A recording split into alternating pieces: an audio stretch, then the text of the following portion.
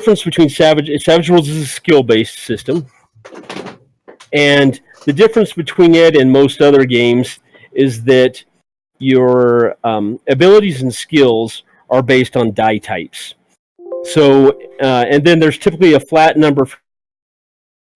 Most of the time. Hello? Somebody say something. Hold on. Did I lose everybody? No, I hear you. Oh, okay. So, and most of the time that's a 4 or better. So for example, the first time you take a skill, it's a D4, and then you can spend points to increase it. It becomes a D6, a D8, a D10, etc. Right? And so you're rolling these dice, and and most of the time you're trying to get a 4 or better. The only exception really is hand-to-hand combat, which I'll cover in a second. But that's basically it. And then there's 2 special things that happen when you're a character.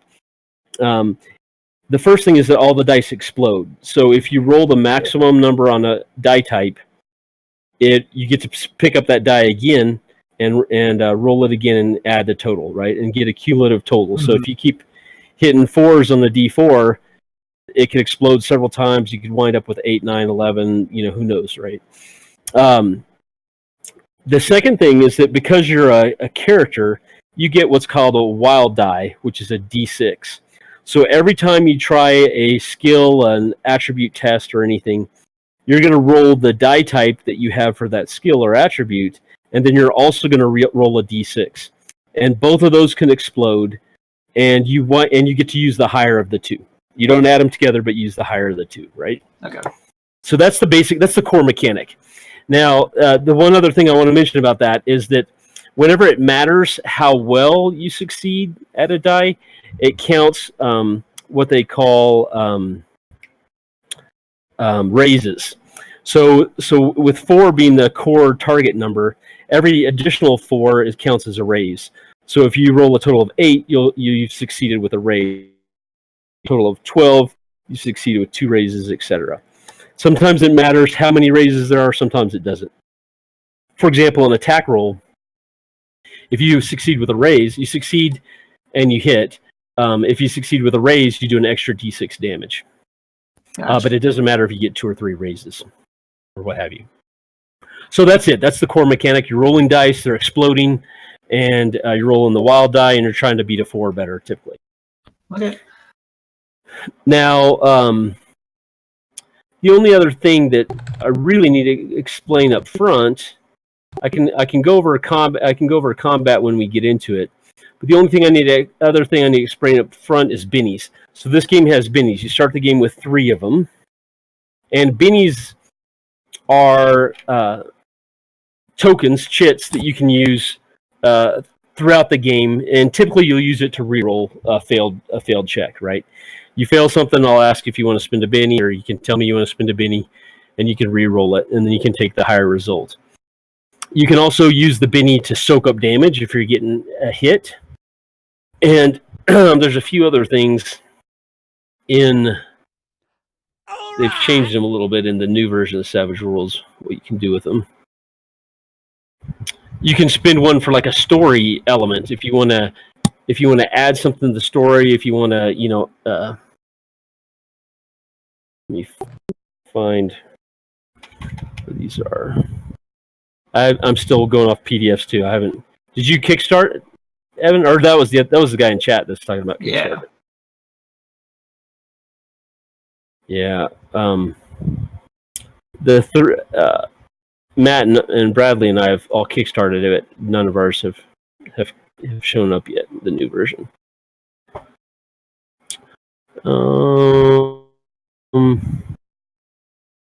There's a couple new things you can do with bennies. I don't remember.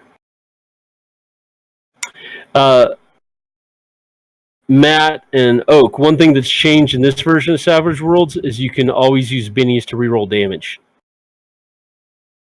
I skimmed through the rules when they first released the... Before that was a... Oh, really? Rule. No. Yeah, you could never do that before. Yeah, it used to be a setting rule called Bloody or something. I can't remember. And how many PowerPoints do I have? You have 10 to start off with. Okay, 10. And that's all you'll have for this one shot. You won't have a chance to regain them. So I was just trying to see. Yeah. Are we going to do draw bennies? So we got the poker chips. Yeah, And but I'm just going to use them as adventure basics and not gotcha. the special ones. And Or are we going to have cards, Simplicity adventure Steak. cards, or whatever they're called? Or are we going to go basic on that as well? Oh, adventure cards are so fun, though. I know. Yeah, we got to use those. Where's the... Man, where's the... We find the Benny's little note. Be glad when my physical book is here. Benny's 89.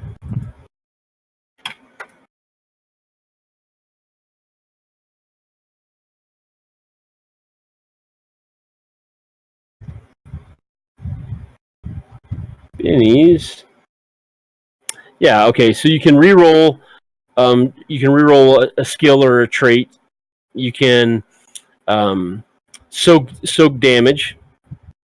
You can reroll your damage. You can regain power points. So you can spend a Benny to regain 5 power points. You can recover from Shaken, which I'll explain Shaken in just a second for you. And then you can influence the story, which is like kind of like Fate, I think, had that, where you can spend a Benny to like find an additional clue if you're stuck, come up with some needed item, push a non-player character into doing something that you want them to do, that type of thing, right? And then the thing with bennies is we want them to flow. Like I'm going to reward you guys bennies every time you do something cool, and you want to spend them. You don't want to hang on to them. They're not like a scarce resource. They're a resource to spend freely. Savage Worlds can be pretty deadly, but the bennies go a long way in kind of mitigating the luck. It can be pretty swingy with the exploding die rolls, right? A little goblin could come up and poke you with a stick, and the dice could explode and kill you. So you want bennies to help save yourself from anything too serious, but you also want to spend them a lot on succeed on re-rolling dice and doing that type of thing. So anyway, so bennies will flow freely, and we'll be spending them, and they can be used basically for re-rolling and a few extra things. So the last thing I want to talk about is the basics of combat hit points. So Savage Worlds uses what they call up, down, or off the table, which means that most characters are either up and fighting, or they're down, which means they're shaken, they're knocked out, or they're shaken, or they're off the table. Shaken is just a generic status, combat status that means you can't take your action. Basically, you're going to have to either try to recover from being shaken, or you're going to spend a benny to automatically recover from being shaken. So shaken could be anything from you're shaken like in the military combat sense. You're like suppressed or rattled, or it could be that you're hiding behind a rock and diving for cover, or any of a variety of things. But basically, shaken is a state that means that you're going to be limited in your actions the next turn. And as characters, you guys can take 3 hits.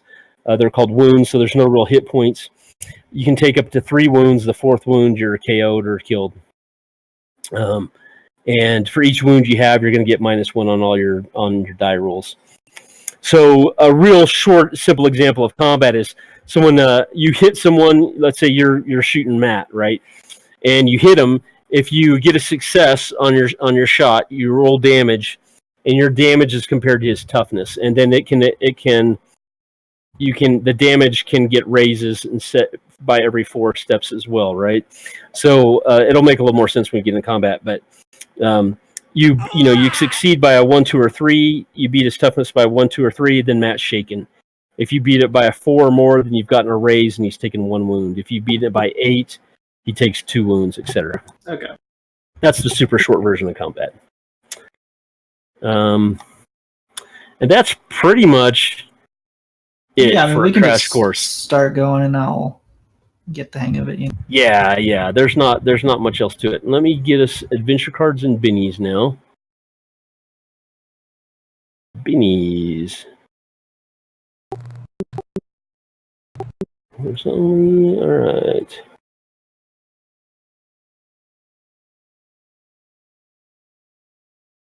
All right. One second. Is this the Marshall's Fate Chips?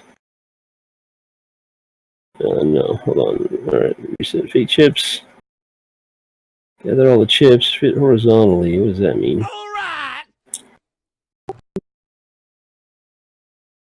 All right, there's a shortcut to deal everybody bennies.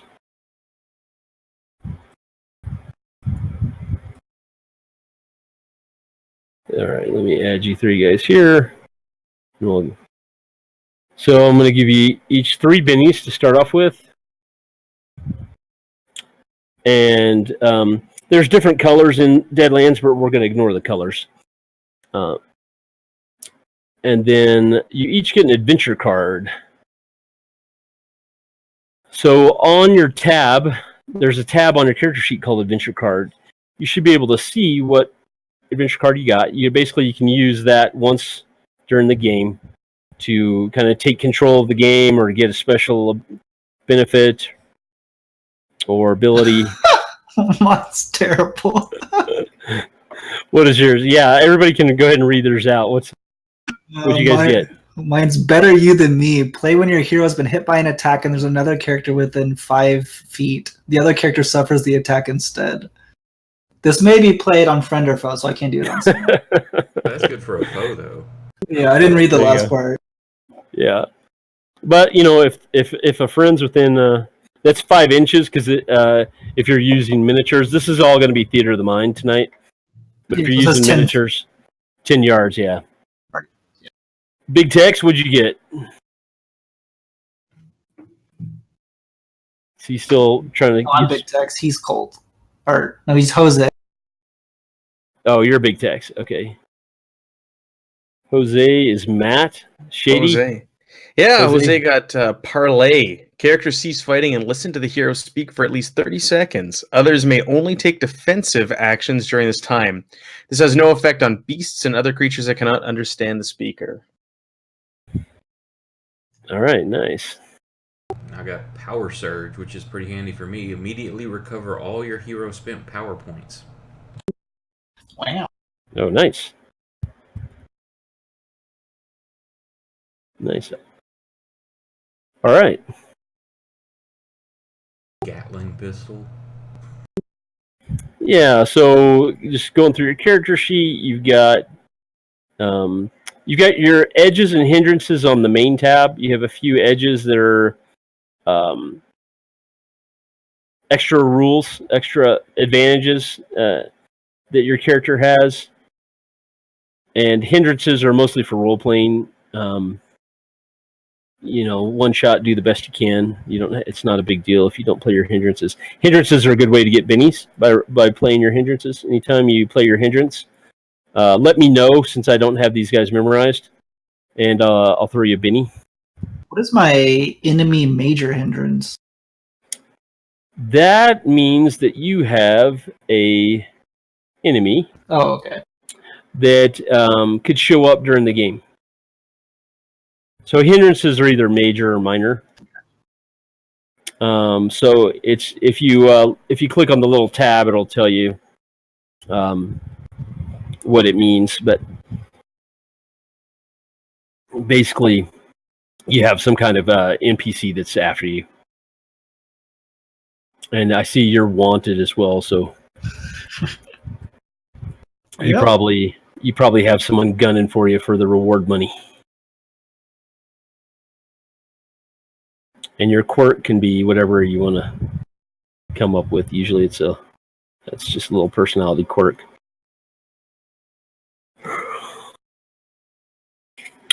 All right. Any questions before we start? No, I got a major $3,000 reward on my head. Oh, do you really? Yeah. And I turned myself in. Yeah, sure. For 3,000. These characters were player characters from an old campaign, or an old mini campaign. So these guys had some stuff going on. All right, we ready? Sure. Yeah. Everybody ready? Good to go. Okay, so the three of you are friends. Maybe not so much friends, but work compatriots. You know what? I need to back up because I need to. Evan, how much do you know about Deadlands? Anything? You familiar with Not this much. setting at all? Okay, so let me cover the setting for you real quick. The highlights of it. It's the Wild West, late 1800s. History is the same as our history up until the Civil War. And during the Civil War, during the Battle of Gettysburg, something happened, something changed, something awoke. And during the middle of that battle, thousands of dead on both sides. Rumors have it that the dead came back to life during the battle and kept fighting each other. And ever since then, there's an element of weirdness that has woken up in the world. Going along with that weirdness is a new element that's been found, a mining element called ghost rock. It's called ghost rock because it howls like a ghost when you burn it. Ghost rock has enabled just a hint of steampunk, right? There's new technologies that are starting to be developed, and there's airships and locomotives powered by it, and strange weapons and little other odds and ends of technology that are powered by ghost rock. Ghost rock's extremely valuable, and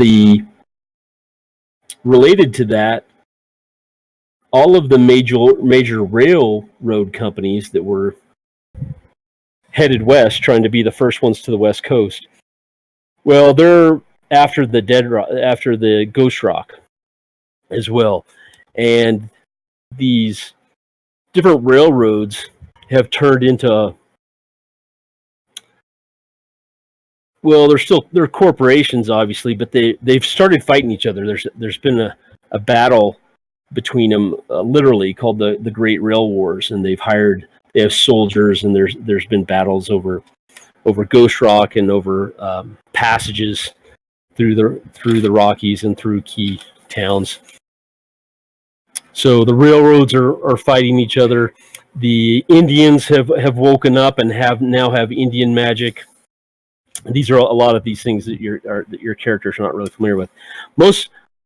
That's the basics of what's going on. Most people in the world still don't believe that weird stuff is happening. Some do. It kind of depends where they are and what they've seen. Most ordinary folks still think it's just superstition and that nothing in stories, and that none of this is really that it can all be explained away. But some people have seen things. Some people have powers. They tend to keep it hidden.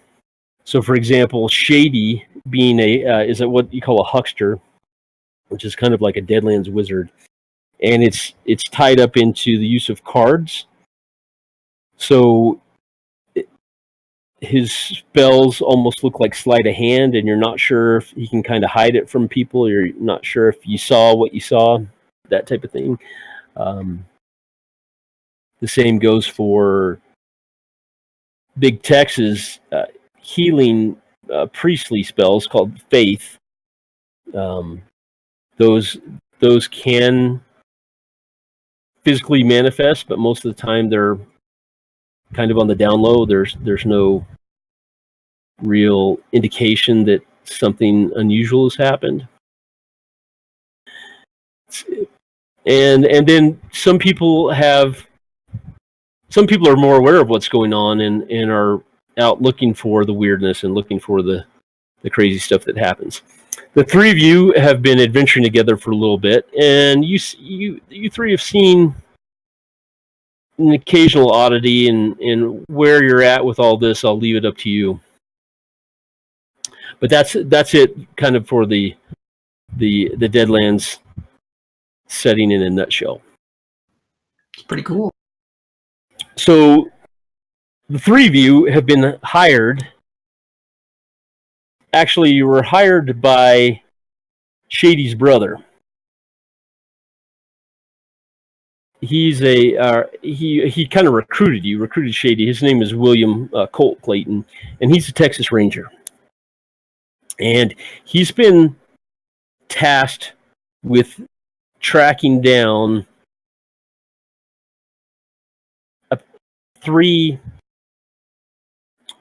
Confederate deserters from the army, and they have some significant wanted posters on their heads, on their hides. And he got word that they were in Montana somewhere. And so he wired his brother, Shady. He got his wire. He told you he'd give you guys the majority of the reward money if you could track these guys down and bring them to justice. Bring them back to Dodge City. So the three of you have been tracking these guys. You found out where their last known location was, and Montana's pretty vast and deserted. It's Indian territory, but you've been tracking them through the wilderness for a few days. Found a small town that they were in a few days back and followed them from there. And you've slowly but surely been tracking these guys down. And where we start off is you've come across what looks like some type of Indian ceremonial grounds.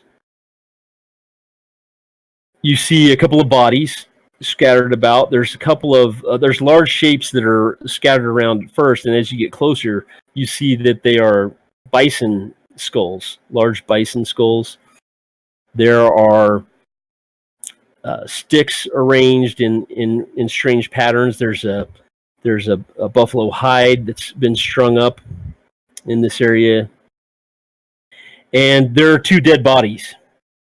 You see an Indian laying on the ground, and what looks to be one of the Confederate deserters. And as you guys approach, you see that they've both been killed. Looks like there's some kind of battle. You see that these burial grounds have been dug up. Some of the graves have been dug up. There's skeletons that have been pulled out of the graves, and you're not sure what that's about. And then these two bodies here. I'm gonna check them, see how. And that's where we'll pick it up with the three of you. This don't look good, boys. Get off my horse, and I assume we're on horses. Yes, you are. I'll go check the body, see if I can tell how cold they are, how long it's been since this happened. All right, you climb off your horse, go over. The bodies are still fairly fresh. Looks like it's happened within the past day or so. You roll over the Indian, and it looks like he's been shot. And the Confederate deserter, he's got an arrow in his leg, and then it looks like he's been... it looks like he was killed with some kind of stabbing or slashing weapon. Are we told to bring in the entire body, or just like a head, a scalp, what? He wanted you to... The reward is double if you bring him in alive. So it's dead or alive. Can I want to get off my horse, draw my Winchester, and I want to kind of take in the surroundings, see if I can scan the horizon, if there's any trace or sign of anybody maybe watching us. All right. Why don't you make me a notice roll?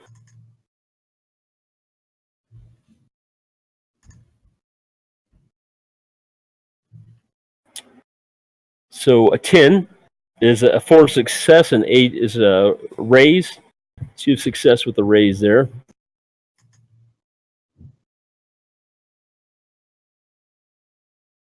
Montana's pretty flat in this area. You can see the Rocky Mountains way off to the west. Maybe good 50, 100 miles. Most of this area is relatively flat. There's a few rolling hills, so you can see quite a ways. Clear summer day, clear skies, not too many clouds, and so you're scanning around the horizon as Shady is checking out the bodies, and way off to the north, just for a second, you catch a glint of something, sunlight flashing off of something. Okay. All right. I'll go ahead. Oh, that's it. Yeah, I was just gonna say maybe it's a ways off northwest, maybe a mile or further, 2 miles. While he's scanning everything, I'm gonna be dragging that Confederate soldier's body, the deserter, to throw on the back of a horse. All right, I'll let the others know. Hey, senors, there's something over there. I saw a glint, a light. Not natural. And I look at that direction. Did I see anything? No, it's gone, and Jose, you don't see it any longer either. What's Big Tex doing during all this? Yeah, he's going to. I imagine Big Tex is pretty tall, so he's gonna get off his horse and he's going to try to, I guess, understand what this burial ground is for. Like if it's a spiritual thing, or if it's literally just a dumping ground. Here, you know what? Give me just a second. Let me share this with you guys. He's gonna sniff a bit of the soil. There's Big Tex. Right there. Big mountain man. Ben. He doesn't say anything. He just gets down, kind of assessing what this is. Okay, I thought I had Shady too. Yeah, I'm not sure to be in the combat tracker. Oh, I haven't even looked at the combat tracker. I think it's from the last time we played. Left over from, a year plus for this game.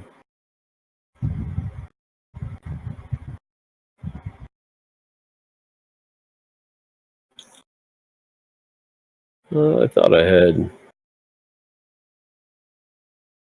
What's his name? Shady. Guess I don't. Shady John Clayton. This is not him. Here's an image of a. Kind of give you an idea there, Evan. I could have sworn I had Shady, but I don't see him anywhere. So, oh yeah, there he is, right there. There's Shady in action.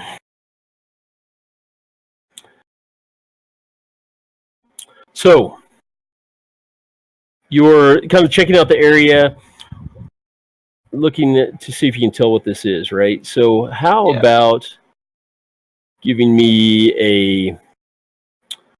Oh, I just noticed that I did not update Big Tex's skills with the new Savage Worlds Adventure Edition. I noticed with my edges for Jose that he's got no mercy, which means you can spend a Benny to reroll damage. So I guess that's kind of an old one as well. Yeah. So in the new Savage Worlds, you start off with athletics, common knowledge, stealth, notice, and there was one more. Maybe it was persuasion. I don't remember off the top of my head, but that's close enough for now. We'll keep things moving.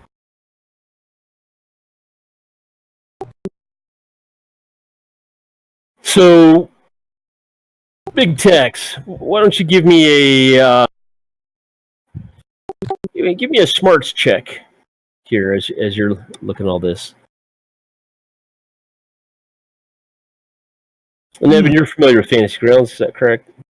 Yeah, I just rolled it, but it didn't. Okay. Should be able to double click on your smarts die. There we go. There you go. That's exactly what I rolled the last time. All right, a critical failure. So the only way you can, so a critical failure is when both dice come up 1, right? Remember how you're rolling a wild die as well? Yeah. And critical failures can't spend bennies to re-roll them. So a critical failure here means that you think that you're convinced that it looks like that the Indians here have set up some kind of sacred grounds for that looks like maybe a way to sacrifice people or doing some kind of magic. There it's some kind of it's some kind of magical ceremonial place that looks like. An occult roll on that? Yeah, go ahead. You occult skill. Oops, we lost Evan. Almost a raise. Evan, did we lose you on Discord as well?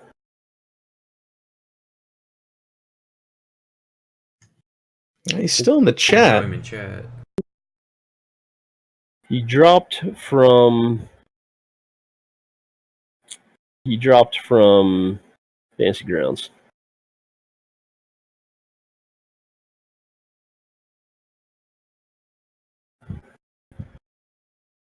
Let me ping him real fast. I'm back. Sorry. Oh, there, you're back. All right. And you're reconnected. All right.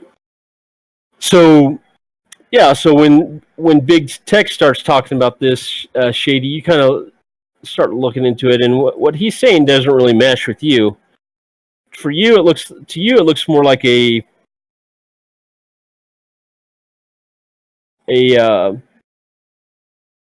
sacred burial ground, and there's something strange. There is definitely something strange about it, but you can't quite put your finger on it. It has some other kind of purpose, but you're not sure what that purpose is. Yeah, this is a burial ground, but there's something else they're doing with this area. Well, you do have a power, by the way, called Hunch that you want to be familiar with, because that's a nice little role playing. Okay, I get a spell. vision or a feeling of insight about the area or the object or yeah. If there's something, the most predominant looking feature of this area, like if there's a totem pole or something. There's big buffalo skulls. Yeah, I'm gonna look whatever seems the most predominant one. I'm gonna go and touch it, and then cast this Hunch. Okay, so to cast Hunch, you're going to make a spell casting roll. So is that just the button beside Hunch? Yeah, just like it's well, yeah, I think that works as well. Or maybe not. Hold on. And I'm gonna spend a Benny on that. Is that the same one? Yeah, I'm sure it probably is. Yeah, you want to re-roll that? Okay, so to spend a Benny, I think you can just right-click on your portrait up in the top and choose spend a Benny or something. There's a way to do it automatically in Fantasy Grounds. Or maybe on your character sheet, if you right-click on your bennies where it says white chips. I think it says use a white chip or use a fate chip. Yeah, use fate chip. Use fate chip to remove shaken. Use the soak. Just use fate chip. There you go. Yeah. It didn't automatically reroll. No. Son of a bitch. Critical failure. And you have to take that. You can't reroll those, right? Correct. It's a crisis goal.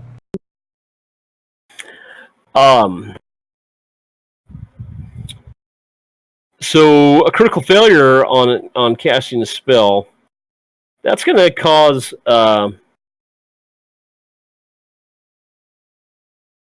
that causes. I think it can cause. There's like feedback, or where it can cause damage as well. I don't remember what that is off the top of my head in Deadlands.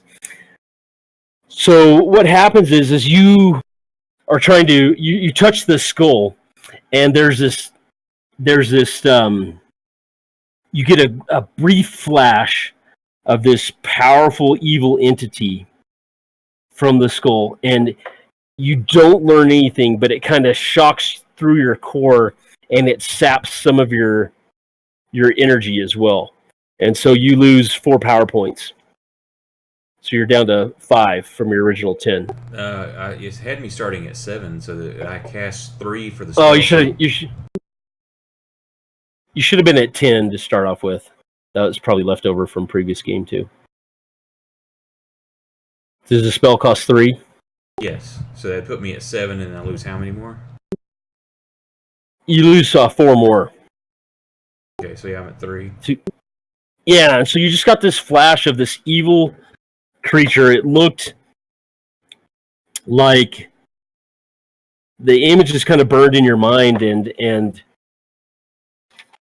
there was maybe like this demonic buffalo head. It's kind of lantern. Yeah, right. Just like last night. Yeah, similar effect. This you just saw a brief flash of this kind of demonic buffalo head, and you jerk your hand away, and you feel drained. Yeah, I kind of fall back in the dust and kind of scooch with my boots, push back from it. Like there's some bad mojo here. What did you see, Shady? A demon buffalo or something, but it really drained me. That wasn't pleasant. Oh, Dio mio. Well, I don't know what to tell you. Big text is never wrong. So how do you regain power points? At the end of a day, or you can spend a Benny to regain 5. Or you have your special power does that to you. Your card. Yeah. I just naturally, I was curious. Is there any tracks or anything from that could lead us to the other soldiers from here? So yes, so you've been tracking them. You're the tracker of the group, Big Tex. So you've been tracking them for a while. You know these guys pretty well. They're by their tracks, by their boot prints and what have you. And you led the group here, right? But around this area, you start searching around. Why don't you make me a tracking roll while you're at it? All right. Oh, beautiful. All right, so 15 is multiple raises. You can tell pretty much what happened. The 3 of them came here and alone, and you can see that from the scuff marks and from their boot prints, it looks like they got to graves and were probably the ones that were digging them up, from what you can tell. Like maybe just looting the bodies or something, looking for valuables. It would be your guess. All of them were. And the three deserters. And you can see some bare feet and moccasin prints from Indians that had entered the area, and there looks like there's some kind of fight. And then beyond that, you can't. It's kind of hard to tell what else is going on. There's a lot of unusual disturbance in the dirt and the grass. You're not sure what that is all about. But towards the edge, in one area, you see what looks to be, you're not sure what it is at first. It's relatively large. You look a little closer. It looks like a hoof print. just a single hoof print. Looks like they might have gone on a horse from here. And he kind of points out the scene and what he's kind of having like one of those moments where his eyes roll back and he's just visioning all. Like you said, a single hoof, like as in one hoof, or like a single. Well, you can't make up the rest of it. Yeah, and I think with that track and roll, big text, you can tell it's not a horse. It's not a horse print. It's certainly not a horseshoe, and it's not a bear horse print like an Indian Palomino would have. It's a one-legged jackalope. And that ain't no horse. Some other. It's larger than. It looks a little bit larger than a horse. Maybe something took our boys.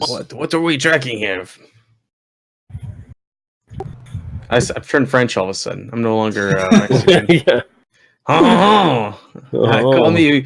Call me Jacques Rodriguez. So Boffrin's saying that he thinks that there was rules like if a hoster fails that it loses a poker game with the Manitou and gets taken over. Yes. Yeah, but you don't know any of that because that's player knowledge, not character knowledge. Yeah, don't you take me over? About this time though, you guys hear some gunshots off in the distance somewhere. What direction? What direction? It's hard to pinpoint. You think north, but you're not sure because it kind of echoes through the plains. They're definitely distant. Yeah, you said we can see for miles, right? So like, there's nothing around us. It's kind of flat plains leading into, or is it rolling hills leading to mountains? We're kind of in the foothills right now. No, you're out in the flat plains. Okay. All right, I'm gonna mount my horse. Yeah. Senores, let's go take a look. As we are riding towards the gunshots, I want to summon my beast friend. All right. Now, is the gunshots coming from the same direction, or in the tracks that he saw, in the same direction that the glint of metal was seen earlier? No, there's no the tracks don't appear to be like leaving this area. It was just a single hoof print that he found, and then all the boots and moccasin prints in the grave area. So yeah, he could definitely big text. You could probably You could probably pick up their trail again, but it would take some time. You'd have to spend quite a bit of time kind of doing like a laser circle around the area. Gotcha. Maybe we'll come back. But it'd take a while. So if you guys are in a hurry for these gunshots, you're not going to have time to do another tracking roll. Yeah, we can head that way. We've got 2 more for this bounty, so let's head out. So you guys are all hopping on your horses? Yeah, I'm trying to summon my... You summon... Oh, that's right. You summon Old Ben. And I've got a picture of... Do I need to roll for it? Old Ben. I'm making sure that I'd already put that other body on the back of my horse. Yeah. Make a beast friend roll. Nice. Oh, nice. Holy cow. And how many points is that? It just says special. Target, hold on, the costume.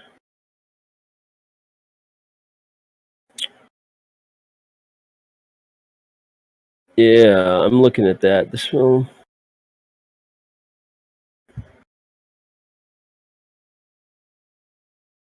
So we're just kind of winging it here a little bit. So the beast friend, that's such a good success. I'll say that you're kind of summoning him with it, and he is going to, the duration of him being around is greatly extended. Okay, cool. Because of all the successes. So you hear a roar, and then kind of just out of the shimmering sunlight, this big grizzly bear comes running, kind of trotting up towards Big Tex. Big Tex, have they seen you do this before? Have they seen? I would say probably because he's about to hand Jose the reins of his horse and jump on Old Ben and ride it to the gun. All It's right. like a typical move for Big Tex.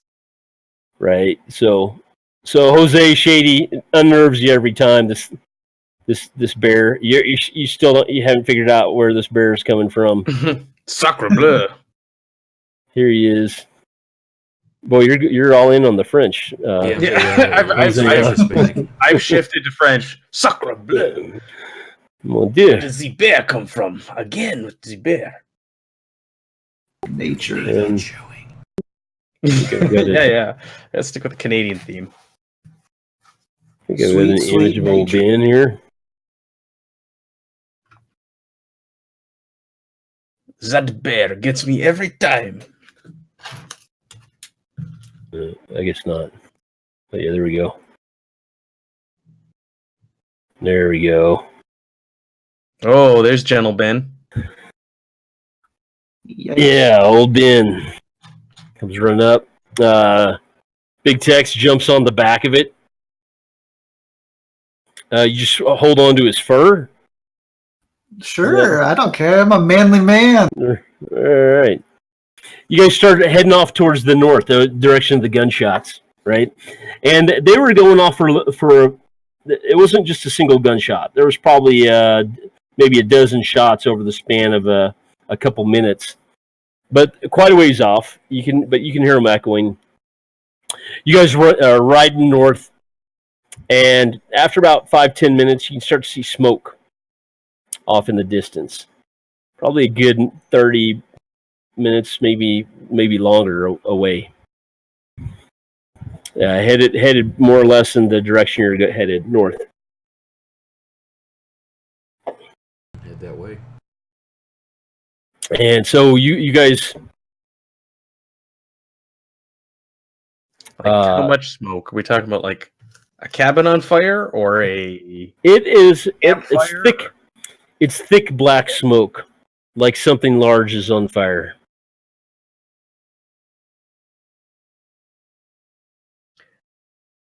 Oh. And it looks like it's newly started. I recommend we go in silent, eh? I have a damn bear. Yeah, say, look back and forth between you and the bear, like, well, there's only going to be so much quiet coming from that one. You should know by now he's quite loud. Let me go ahead and I will report back. No? Sure. Ben roars for good measure. A bear roar. I'd like to get off my horse as we get close and stealth up there if possible with my Winchester. I'll take the reins of his horse. Okay, so you guys ride for about 20-30 minutes or so. It's getting closer. The smoke continues to billow higher and higher up into the sky. It's black near the earth, and then turns grayish white as it gets higher. You can, as you get closer, you can just barely make out red flames. It looks like at the base of it, whatever it is, quite a ways off. And this is probably a good place to dismount here. And Jose, you're gonna try to kind of get closer. Yeah, oui, Jacques. Jacques Renault. Yes. Oui. So Jacques, you. Look at them raises. Nice. Jacques O'Lantern. Jacques O'Lantern. Look at them raises. Yeah, 4812. Nice. So the grass is tall. You're short. You're weaving in and out through hunched down. And it still takes a little ways to get up there on foot. But you can see, as you get closer, that a wagon is what's on fire. The fire is almost out now. Smoke is billowing still pretty high up into the sky. You can see the wagon? it looks like it's a wagon train, right? There are 3 wagons that have been pulled into like a defensive triangle, and you're ways off. You can see that there are a lot of bodies scattered around, and you can also see movement. There's some figures moving around in the area as well. Interesting. How many? You keep creeping closer till you can see them clearly. Mm-hmm. Is that the idea? Yeah. With that 14, he's feeling like he's doing pretty good. Okay, so you get up closer on them, and you count. You can see right away that they're Indians. They're kind of poking around the ruins of this battle of this wagon train. Looks like there's 5 of them as you watch quietly and count. And it looks like everybody else is dead. You can see that there's men, women, children, all laying around on the ground.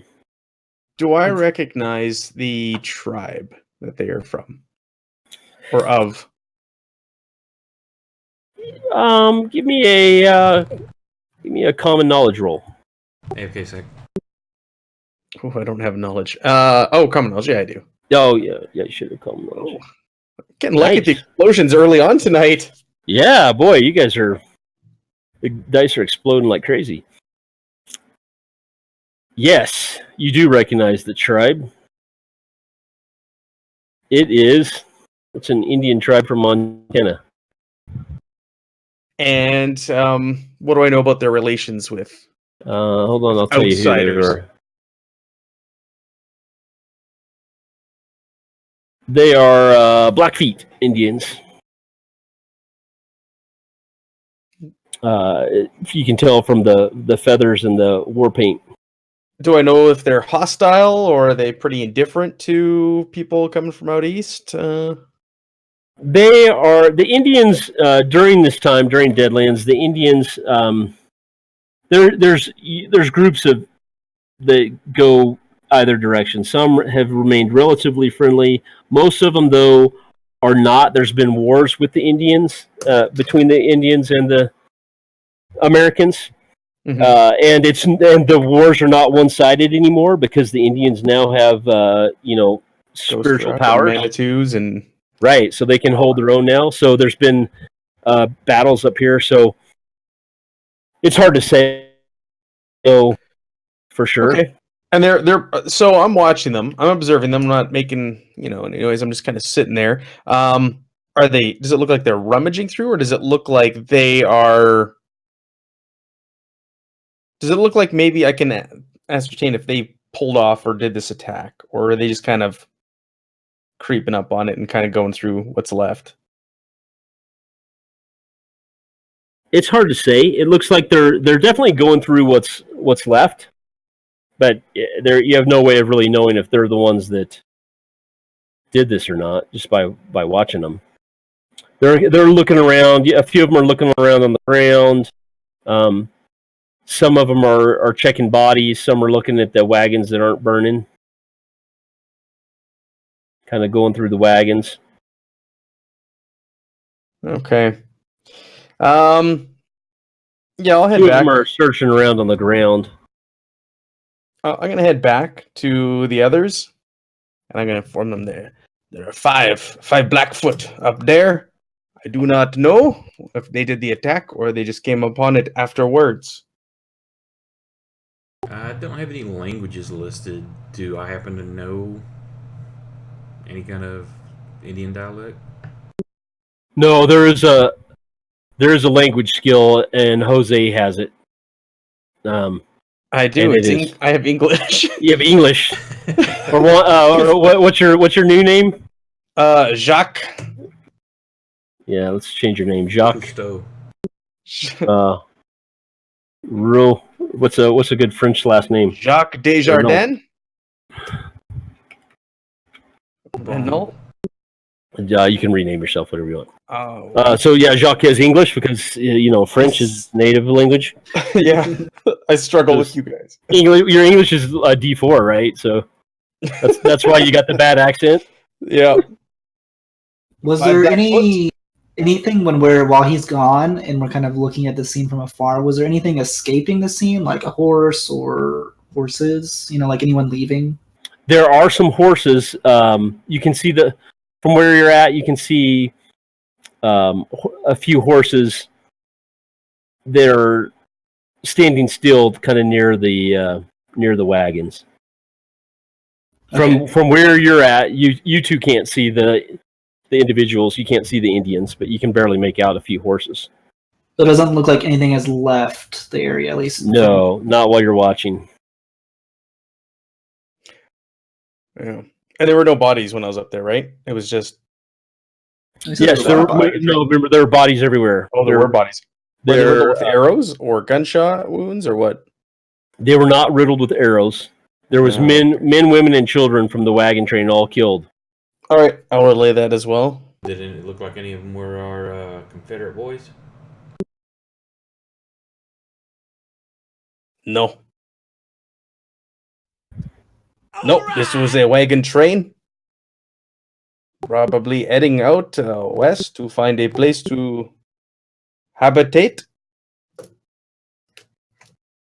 Huh. This ain't good. Do we intervene?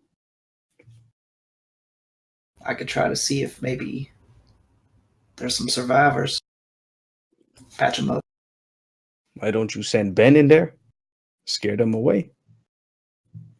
I mean, they could be nice. I don't know.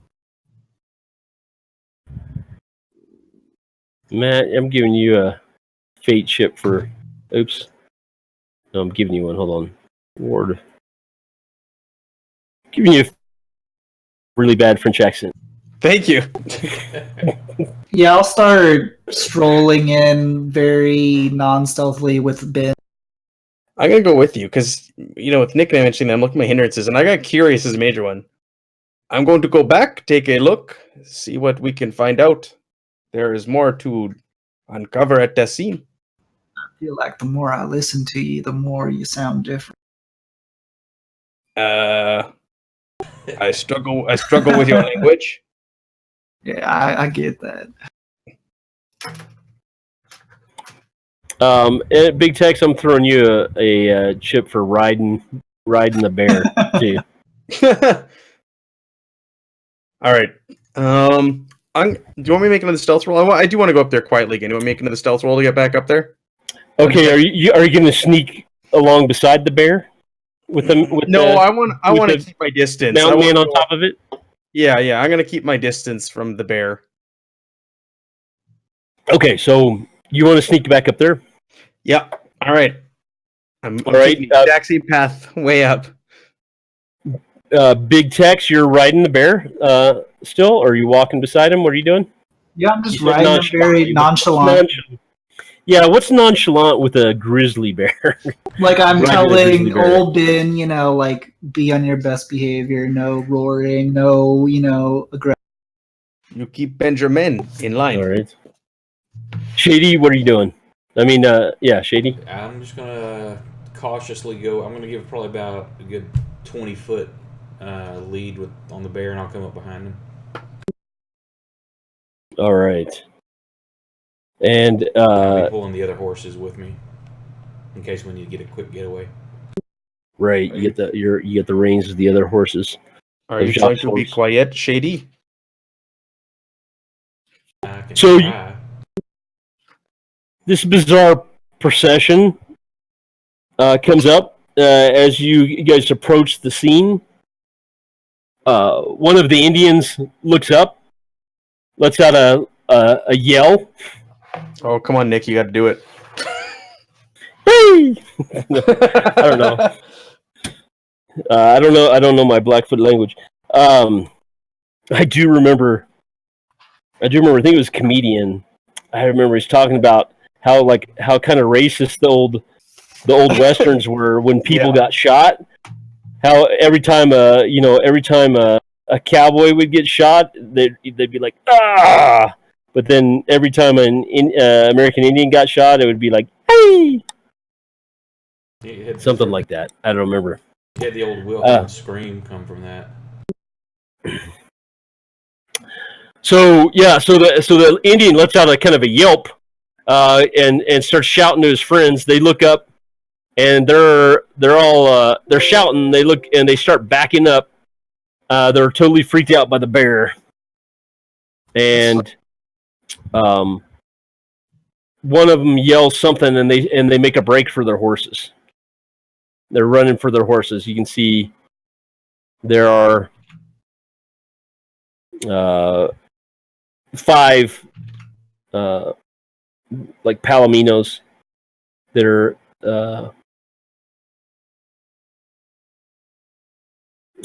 white, black spots.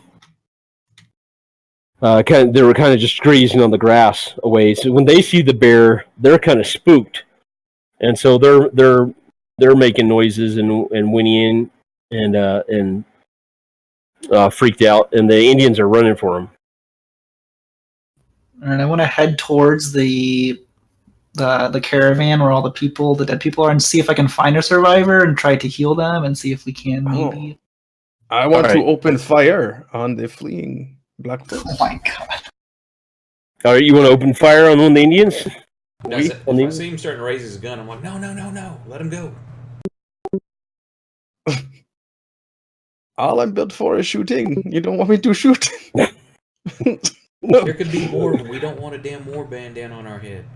They will bring more if we let them escape. Wasn't it your idea to scare him away with the bear? Nope. I think it was. Me. I am going to try and shoot one. All right. Oh, that's not my hit. That's damage. That's your damage. Shooting Scratch skill. that. Oh, it goes wide. I do not get a good shot off. All right, gunshot rings out. They're all jumping onto the back of their horses. You take a shot at one, but miss. Kicks up some dirt in the grass as they leap on their horses, start to ride off. You're good for shooting, huh? Oui.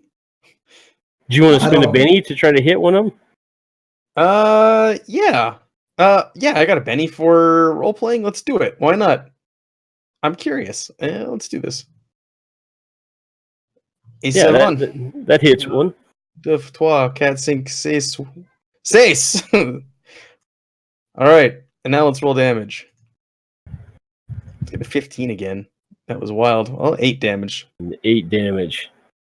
That is enough, so pull up their stats here. So they have a toughness of 6, right? Okay. So Evan, the same concept. That damage is a success.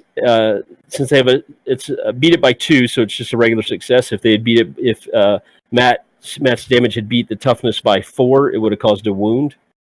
If he had gotten a 10 or higher.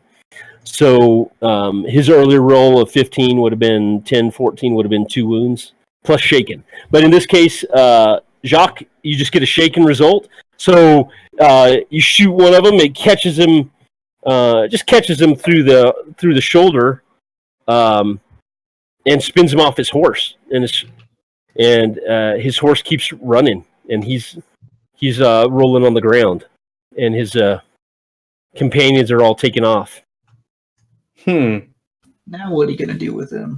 I'm gonna run up there, and I don't have any equipment. I'm assuming. Do I have rope? Can I tie him up? Yeah, you guys have whatever you want to have. Sure. I'll run over there and tie him up. All right, run up to him. He's wounded. He's on the ground, and you kind of threaten him a bit and make sure that he holds still, and start tying him up. Yeah, exactly. All right. So while Jacques is doing this, Big Tex. I'm trying to see if there's any people who are actually still breathing or on the brink of death, and trying to maybe heal them to see if we can get a survivor that could tell us what. All right, so you start searching around the survivors for survivors, and you don't find any. And why don't you make me a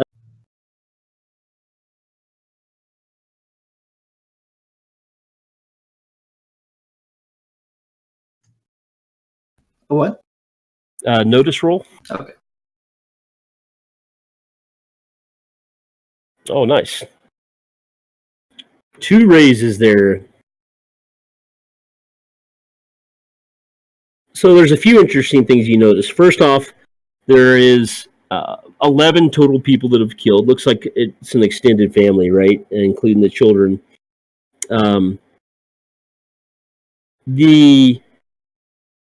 From the bodies, it looks like the victims were bludgeoned to death. There's no gunshots. There's no arrows. Looks like they were beat to death. And one of the wagon that was that's on fire looks like it's been completely torn apart. Yeah, go ahead real quick. I was just going to say, you also notice that the defenders, they all have, a lot of the men all have rifles and pistols, but you don't see any signs that, obviously, through all these bodies, there's no attackers anywhere. Mm-hmm. Did any of the Blackfeet possess any bludgeoning weapons when we saw them?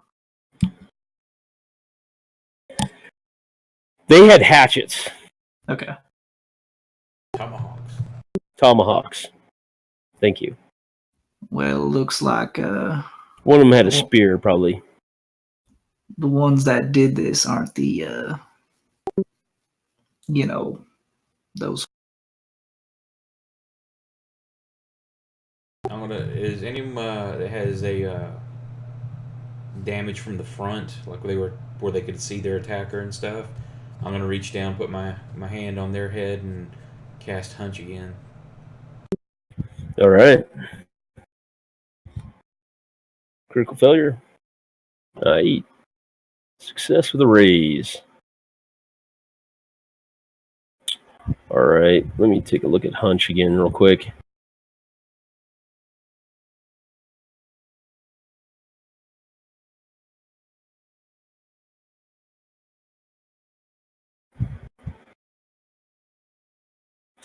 So you again, you get the you get just a flash. There's just a flash, like you're seeing through this person's eyes. You're reaching across the chest of a man in his 30s. Looks like a farmer or ranchman or something. And you catch a brief flash again of a buffalo face. This time it's outlined by the sky. The blue sky is behind him, and you just see him just for a second, and then it goes black, like this guy was struck. And the buffalo image is unsettling because of your previous encounter back at the gravesite. Can I make an occult knowledge or anything to try to glean what this is, or if I know anything about it? Yeah, sure. Go ahead.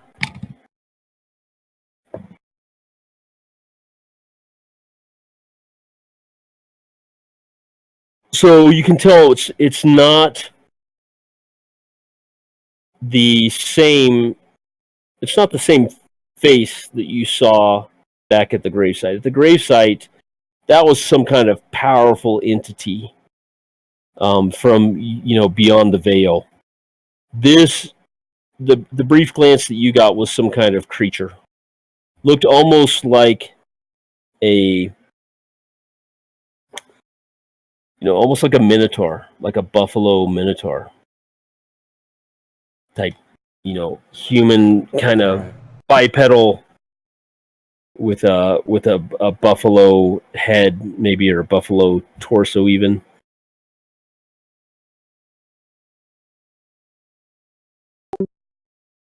I don't think we're dealing with something natural that did this, boys. You remember them old tales they told from like the across the sea, the Greeks and stuff like that? They'd fight like bull-headed people, whatever they called them.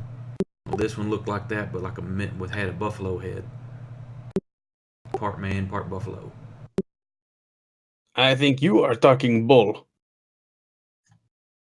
That could explain the hoof print I saw. I think we should just find our men and get the hell out of here, you know? Can you talk to that engine right there? Do you speak français? Parlez-vous français? You know, he doesn't speak English. Let's see, I'll give you a 1 in 6. I don't think the Blackfoot did. They think it's like the 1 in 6 chance they speak French from French traders. Pick a number between 1 and 6, Matt. If we're further east, 4. No, 3. And No, he's just looking at you. Doesn't appear to speak English or French. all right. Nope. What do we do with him? I don't know. You're the one who knocked him off his damn horse. Okay, let's knock him out and put him in the bush. We continue on. All right. Can I look for, now that he's bringing up this Minotaur creature, can I look up for similar hoof prints that I saw in the first? Yeah, why don't you make a tracking roll, and let's give yourself +2. You know how to do that in that star in the bottom left? There, it's just like regular Fantasy Grounds. Where that star is, you should be able to, I think you can hold the control button down, or I don't know how you do it. You know what? Let's just add +2 to whatever I roll. Yeah, sure. That's fine. So 7. 5, 7. Yeah, so you find, looks like a couple of sets of cloven hooves in this area, similar to the one you saw before. Bipedal. Bipedal is the unusual part. Instead of 4, it looks like now with this information, you're pretty sure they are buffalo tracks, but they look like bipedal buffalo tracks, which is very unusual, obviously. Any direction they go? Did they exit? It's hard to say. You can see that they're in this area. It looks like they were part of the scuffle. I'm gonna drag the tied up Indian over there, and I know he doesn't speak English, but I'll point to the hoof prints. What do you know about these? Yeah, you can see his face changes. He looks upset, and he is like nodding his head up and down. I start pointing like and around. And he starts speaking. Tonka. I think that's in that. I don't know if that's probably Tonka. Tonka. Yeah, that's buffalo, right? in some language. I know it was a wrestler. According to Dances with Wolves. Oh. Yeah, there you go. I start pointing around, like seeing if he, there's a direction that he says they're this way. Like I'm trying to gauge. Okay, so you're pointing around, and he nods his head off to the east, and he's tied up, so he can't point. But he's kind of like motioning towards the east. Is he actually hurt or no? Yeah, he's shot through the shoulder. But he's shaken, right? Like he's not. He's shaken. It's not a serious. Yeah, it's not serious. So I would need to actually heal him. I'm trying to do a nice gesture to get this guy to help us. I also I'm gonna take a stick and kind of draw like my stick figure version of what I saw in the vision, and point at him as like, you know what this is? And he's like shaking his head rapidly, and he starts speaking rapidly. I point to the east, and one of the words is Tatanka, but yeah, if you wanted to heal him, I mean, that would obviously be you could That would obviously be a gesture of goodwill because he is, shot and bleeding, but he's not. It's not like he's going to bleed out or die. Okay. It's a minor wound. I will heal him. All right, 4 is a success. So you, what does that look like? I think Big Tex uses his big meaty paws and he grabs from his pouch like some different moss and herbs and he starts to make an ointment that he puts across his gun, kind of sealing it. Right. All right. So a little bit of spit, a little bit of tobacco, Right. And you seal it nice, and so unbeknownst to any of you, the wound kind of like closes and heals underneath this paste. Almost instantly. He does that, I'm going to start untying him. All right, you untie him. He's looking at his shoulder, and he starts, and he looks at you, Big Tex, and starts talking to you, and you can see that he's got a little bit of reverence. What are you doing to my prisoner? We need a guide here. Jacques. They didn't do this. This was this buffalo thing. Whatever I saw, he knows what it is. Maybe he can take us to it. And then maybe he kills me in his sleep. Well, maybe you deserve it for pulling that kind of shit. For shooting him. I don't know if I like you. Do you like anyone, Jack? You guys haven't known each other that long. Yeah. And it is a one shot, so. I do not think I like you. So I will, after he unties him, I will let the Indian, I'll let him use my horse, and I'll just say Tatanka and point like to the east, and kind of like I'll have the reins like with me and the bear, but like basically he can sit on top of. Yeah, so he's kind of reminded of the bear when he turns and he sees the bear. The bear was out of his, was kind of off to the side, and he sees the bear again, and he points at the bear and he points at you, and then back at the bear and back at you again. I stick my hand in Ben's mouth for a nice slobbery kiss. So he might lick me to show that he's not aggressive. Yeah, he puts out his hand slowly towards Ben, and he's looking at you like, "Is it okay?" I just nod. And so he gently reaches out and he starts to stroke Ben's nose and muzzle, and he recognizes you as some kind of you're some kind of powerful medicine man. I'm a shaman. Yeah, you're a powerful white man shaman. So he's pretty impressed. Okay, yeah, I'll let him get on the horse and try and see if he'll guide us to where he's talking. All right, he makes a motion for you guys to follow him and starts trotting off east. And after about 15 minutes, he sees his horse by itself over there grazing in the grass, and he jumps off, dismounts the horse that he's on, and hands the reins back to you and walks over to his horse, and climbs on the back of his horse, and then motions for you guys to follow him, to keep following him.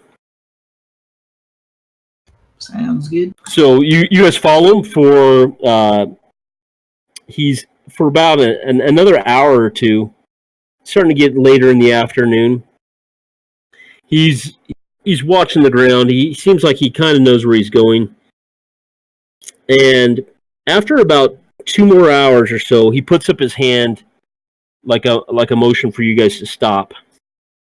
And off in the distance, you guys can see looks like a small settlement, like your typical starter town. You can see there. It appears like there's a bunch of tents and some half-constructed wooden buildings. Some wooden frames.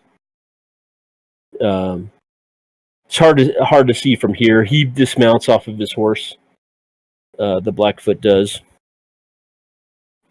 and he points towards the town. Do we recognize or know the town?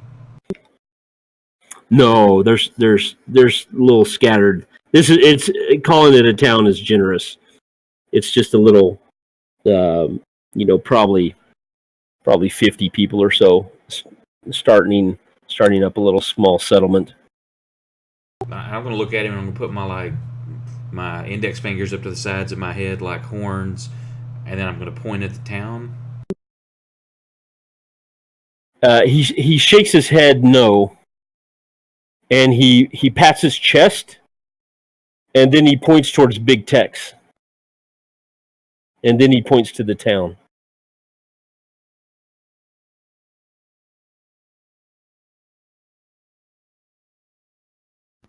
I guess our soldiers could be in there. Well, I don't know if he knows anything about them soldiers. So he's like saying it's people like us that are there, right? Yeah. That's like what he. I think so, Yeah. but that's not what we're after. Well, it is. He points to Big Tex again, and then points to the town. That is what we want. He crouches again, and I've got this dead soldier or this ex-Confederate, whatever, on the back, and I pull that dude's head up, and I'm like, I point at him, and like the tug on the clothing, trying to symbolize that we're looking for someone like this. And he shakes his head no, and points to Big Tex again, and then to the town, and then he's motioning for you to like come, and he crouches down like he's gonna sneak and starts sneaking through the grass like he's sneaking up on the town, and he's expecting you guys to follow him. Okay, well, I'll get down, do the same. Yeah, I'll try. Not really my thing. Let's do it.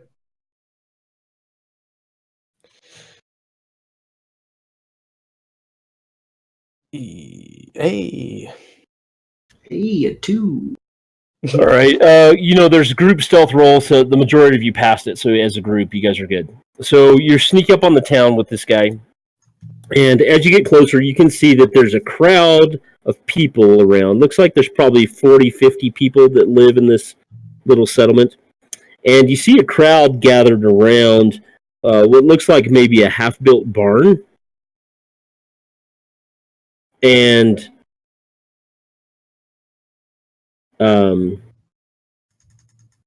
there's no sign for the town or anything. You just see tents, some partially built buildings, and it looks like as you get closer through the grass, you can see that it looks like there's an Indian there with all these townsfolk, and they're out by a tree near this half-built barn, and it looks like they're like in some kind of mob posse, whatever. That it looks like they're about to string up this Indian. And all right. I could always send old Ben. I think he's saying this boy's been blamed for something he didn't do. So how many people are there? There's probably 30, 40. The Indian, by the way, has like a buffalo headdress on. Oh, he's a chief. He's like me. He's got you see 2 horns coming out of his head, and for a minute, Shady, make a smarts roll. Just straight smarts. Yeah, just straight smarts. All right.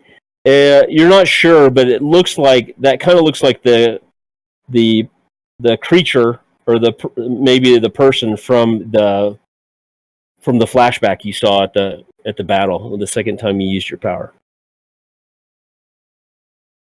So I think it may actually be this guy or one of his kind versus something supernatural. Yeah. There's a good chance. It's hard to say because those are not super accurate. Those little hunches that you get. But putting 2 and 2 together is probably you think that maybe this guy, this Indian is the one that may have attacked those poor people back at the wagons. Now the guy that's with us isn't wearing the headdress, right? No. Okay. Y'all notice that boy's headdress? That's that buffalo thing I kind of saw in my vision. So that's what I think he's pointing out. This is who did that crime. Do you want me to shoot him? This Indian here that just helped us? No, the one that is getting strung up. He's about to get what he deserves. The Blackfoot that's with you, he points at the Indian and then pats his chest and then points at Big Tex again. And he points at Big Tex and then he points at the Indian. I think he's saying that's his shaman or something. Maybe they're looking for a new shaman. I think he wants us to intervene. Well, maybe we can talk to him, get some more answers, and then they can hang him up. We ain't got much time, though. You want me to do the old bear tactic? Send Benjamin in there. There's a bunch of town folk. They'll scare a bunch off, but if some of them's got guns, you might lose that bear. That would be bad if I couldn't bring him back, but I've got my ways. Send that bear in. All right, I'm gonna send old Ben in and just going on a frenzy, not like trying to injure people, but just for intimidation and. Okay. So, why don't you here? I'm going to give you control. Old Ben, I've got a character sheet for him. So, if you go to the character selection, you should be able to grab Old Ben now too. Okay. Yep. And once you have, wow, he's great. Yeah, have him charge in. He's charging in. Once you have him make an intimidation roll. All right. So if I use a Benny, I can take either of the results? If you use a Benny, you get to roll again, and then you take the highest. So you can't fail. Right. I'm going to use a Benny. Unless it's a critical fail. Yeah. Ugh. You want to use another Benny? No, it's okay. All right. So why don't you describe what that looks like? What's Ben doing? Yeah, I think Ben is just going in. He's just kind of, I wouldn't say ravishing, but he's kind of knocking down some of the tents. He's, kicking up dust, roaring, obviously, and he's just trying to usher people out of this area and kind of head towards this Indian. Okay, so and the rest of you are just kind of staying hidden where you're at? Yes. All right. I have my Winchester aimed, and I'm going to maybe if anybody starts to make a play on Ben, maybe I'll fire. I don't know. We'll see. All right. So the bear comes charging towards him, right? And this is the last thing on the earth these townsfolk expected to see. There's screams. There's men and women in this mob, and some of the women scream. Some of the men start shouting. The crowd disperses like you wouldn't believe, right? People taking cover. Several people, after they recover from the initial shock, they start to pull out pistols, rifle. A few of them have got rifles. The first one is Jacques. You see a guy that recovers a little quicker than the rest of them, and pulls his pistol out and is taking aim at the bear. You gonna do anything? How many are standing the ground? How many are looking like they're kind of recovering? And well, he's the first one, but others are scrambling for cover. Some are reaching for for their weapons. I will fire. Roll me a smarts check. Okay. I don't have or smarts. So a D4. Common knowledge. Well, it's an attribute check. Roll me common knowledge though. That's fine. So yeah, a lot of them have guns. You figure that there's probably going to be several people shooting at the bear pretty soon. I just kind of mumble to myself, "Damn it!" And I keep one of the horse's reins with me, or I jump on my horse, grab one of the reins, and I start hauling ass towards that Indian. All right. Okay, I am going to cover Shady then. I'm going to hang back because I've got a long range rifle. I've got a a Winchester. Right. So I'm going to hunker down and I'm going to get steady myself on a rock or something and just kind of take aim. And I'm going to watch for if anybody starts to take aim or shoot at Shady, that's who I'm going to fire upon. And as I'm riding off, I look back at him, holding my hat down, and if I die doing this, I'm coming back to haunt you, some bitches. All right, I like that. Get a chip for that one. Yeah, there's an aim action that you can take in Savage Worlds, right? And it reduces any penalties you get for range by 4. So short range is 0, and then you get -2, -4, right? So right. So you're going to be able to fire at long range without any penalty by aiming the way you are. But you're covering them as well. Big Tex, what are you doing? Ben is going through. He's charging down the crowd. They've dispersed. Even the Indian is running a little bit, and but he stepped a few. Go ahead. And no one seems to be like paying attention to the Indian, right? Like no one has guns pointed. No, they've all completely forgotten about what's going on for the time being. There's a grizzly bear.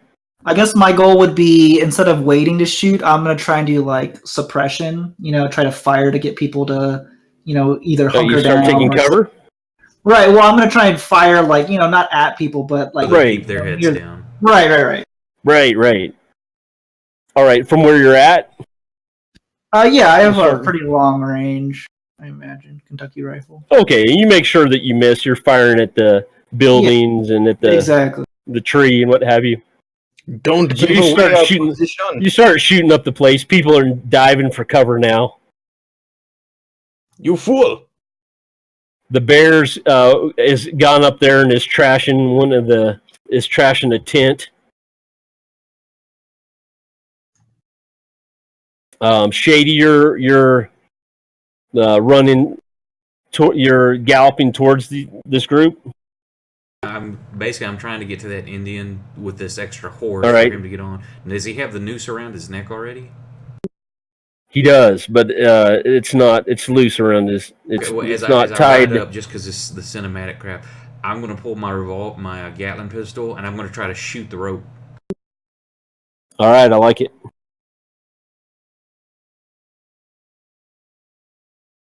Oh my God. There we go. That's furious. All right. So here, yeah. So let's. That's awesome. We got to retcon this a little bit. So the Indian. So as people take off, he was on a stool, right?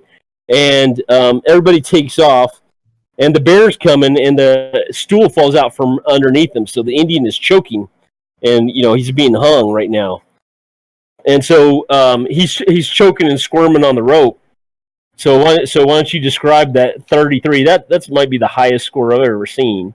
That was crazy. So the sixes just keep jumping on a D6 too. Yeah. Okay, so how far off the ground? I love Savage Worlds. So why don't you describe what happens? The Indian's swinging from the rope, choking. He's just about 2 feet off the ground. Okay, I just line up my sight with that. As it's swinging, everything kind of slows down for me as the rope's like moving back and forth, and I time and I shoot as the rope's the furthest away from me, so as he swings back, the bullet catches it just right, and I whip the horses into speed to try to catch it right as we go underneath him, so he falls on the other horse. All right, he does that. I like it. Yep. So you shoot him. You're up close, and you shoot right as the horse is running underneath him, and he is sitting. He's backwards, but he's sitting on the horse now. And let's give yourself another fate chip there. Holy shit! The sixes just kept going. So your bullet slows down the camera slows down the bullet time. Right, you shoot the rope. He lands on the horse, and you guys are off. I'll whistle to Ben to start leaving town, running out, so he doesn't get hurt. All right, Ben comes running back. There's a couple shots at him. He gets hit once or twice, but he's a big grizzly bear. It doesn't do a whole lot to him. Most people are freaking out. They don't understand. Everything happened. A loss. And you guys hightail it. You see Shady's coming back with the Indian on the other horse, with the shaman on the horse, and the rest of you hop on your horses and take off away from the town. Is that the idea? Yeah. Yep. Au revoir! Ha ha! And that was awesome. All right, so you guys ride off before the town even knows what happens, and ride for a while, then eventually decide after the coast is clear. Doesn't look like anybody's following you, so you guys slow down a bit, and then can eventually come to a stop if you like, safely. Let's see Yes. if this. So was that 8 raises or something? Yeah, it's something crazy. There used to be a raise calculator in Fantasy Grounds where you could just drop the number into the box. You see, you're gonna find that real fast. That was insane. Raise calculator combat. That's the best thing about Savage Worlds. I guess it'd be 7 raises because desktop the raise first one's just a calculator. There you go. success. Do you see it over there now? 7 raises. 7 raises. That's crazy. All right. The Indian, as you guys are riding away from the town, he says, "Thank you, friend. That was amazing." Well, we got a. And you guys ride off for a while and then slow down. Eventually come to a stop so you can talk. Yes. Yes, we will. Have All you right. seen Can he speak? 2 soldiers left? What was that, Evan? Does he speak English? He does. He thanked you for rescuing him as you guys are riding. Now I'll point at the soldier on Shady's horse. Have you seen 2 more?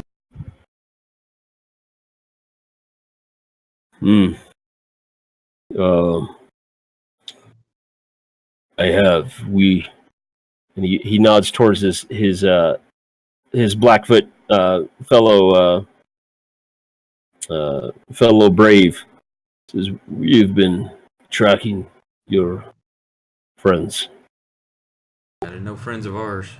They are not our friends. They are no friends of any man now. So what about that wagon? Those people back there, who did that? It was them. They're possessed by a Manitou. A Manitou? I know my English not very good, but what is that? Is it sort of a buffalo spirit of some kind? Yes, that is right. Yeah, I've seen image. I touched one of them, and I can kind of see the other side. And I saw a demon buffalo-looking creature. Yes, that is the Manitou. He was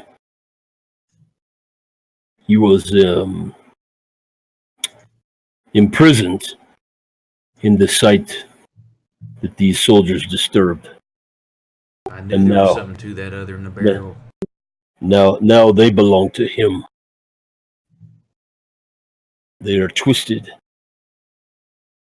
A demon buffalo. We must find them. Well, let's hunt them together then, Chief. You heard it all. We must find them, return them to their human state. How do we do that? We'll have to track them from the. Perhaps if we go back to the attack, we can track them from there. Let us go back and get this over with. Demon buffalo, I do not like the sound of. Yeah, it's getting dark, though. We gotta be careful. It is starting to get dark. He says, I am Laughing Calf. And my tribe has been hunting these creatures for many days. The white men back there believe that we were the cause of the many deaths in this area, but it has been these soldiers of yours that are possessed. And there's only one way to make this land safe again. We killed them? Mm. Okay. That's I can a 2 help. for 1. We can keep things safe and we can get paid. All right. So what's the plan? Head back to the site to do any sort of tracking. The slaughter. Yeah. All right. Yep. Head slaughter. Sign the slaughter. It's the sun is starting to get low in the sky. It's probably 6 in the evening. It'll be setting in another hour or so. You get back to the scene of the massacre, and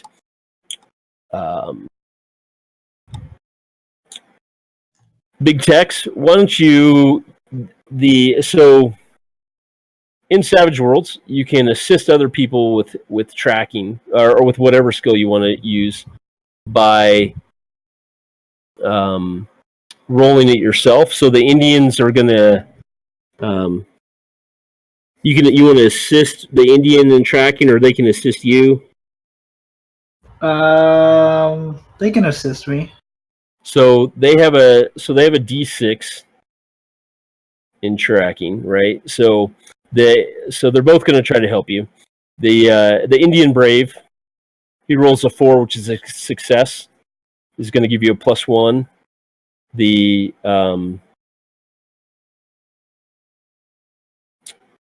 Shaman, Laughing Calf, he's a wild card, so he gets the wild die. So he got a 5, so that's a success as well. So the way you assist, so a success gives your buddy a +1, and then for every raise you give him an additional +1. So I get +2 to this? So you get +2 on your tracking roll. Okay.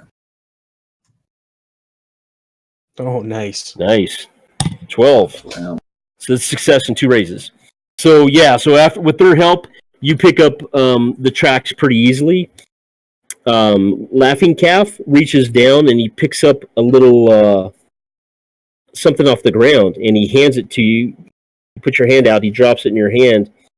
There's a couple of them, and they're bullets. And the bullet flattened like they hit something that was impenetrable. And but you guys can easily see the tracks, and they lead off to the west towards the mountains. I look at Laughing Calf as he hands me the bullets. Does this mean our guns aren't going to... When the time comes, I can help make sure your guns will be effective. All right, I mean, I do have a big fucking bear. He takes he says we can do this now, and he gathers you guys up. He calls everyone over, and he starts chanting. He reaches into his bag. He's getting out this this white chalky paste, and he's kind of chanting to himself, and he puts he reaches up to you first, Big Tex, and puts like this buffalo symbol on your forehead, kind of just this chalky, rough outline of like a buffalo head, stylized on, and he does that for each of you and puts it on your foreheads. And he says, "This will help when we find him." Sounds good. Let's get going. You guys head off to the west before it gets dark. The tracks are, once you find them, they're relatively easy to follow. You guys go for about another hour or so. It's starting to get dark, and you're getting closer to you're getting up to the foothills, and pretty soon the brave that's with you stops everybody, and he points, and up on a ridge you can see a lone figure. Looks large, looks like a buffalo is up there on the ridge. It turns, looks towards you guys, and it has glowing red eyes. And it's dusk now, so you can't see it too well.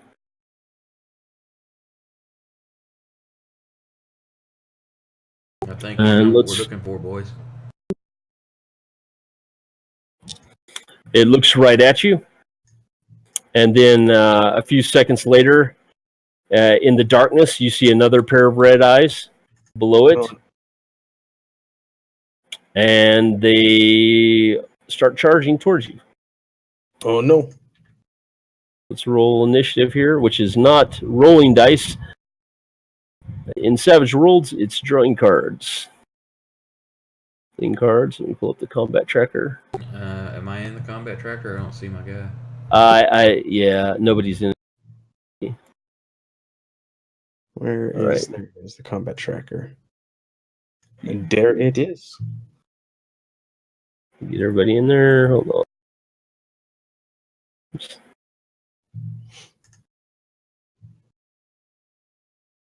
All right, we've got Shady.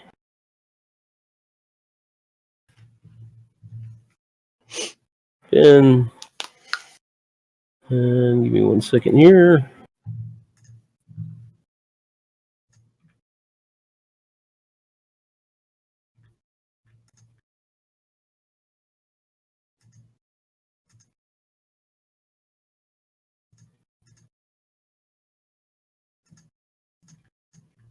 The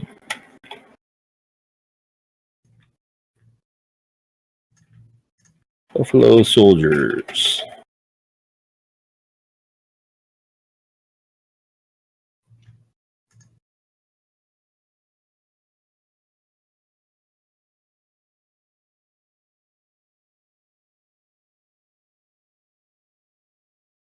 I don't know what they have. They have the wrong thing on them, but that's all right. All right. Round 1. Big Tex. So in the combat tracker, so everyone's dealt a card, and you go in order. When you have an ace, first off, everyone gets a Benny for drawing an ace. Big Tex, you get also a ace, means that you can go at any time during the turn. You can automatically somebody, and you also get +2 to all your actions. Wow. While you have an ace. You're up. So there's 2 of these. You see them as they begin.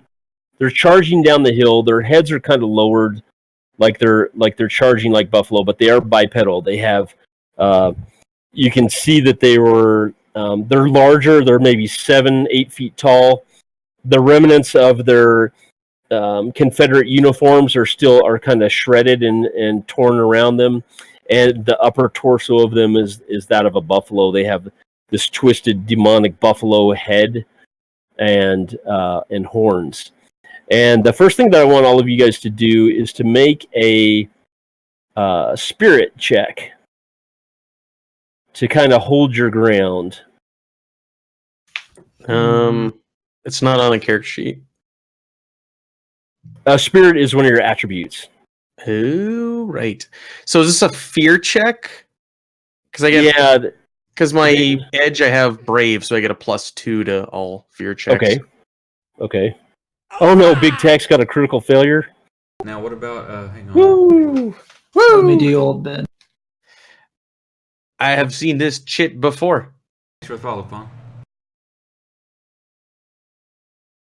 All right, so Hang on, I want to look at one of mine because it's got danger sense. Yeah, look at your.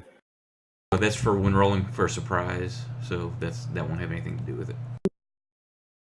Now, I can spend a Benny on that, right? Yes, you can.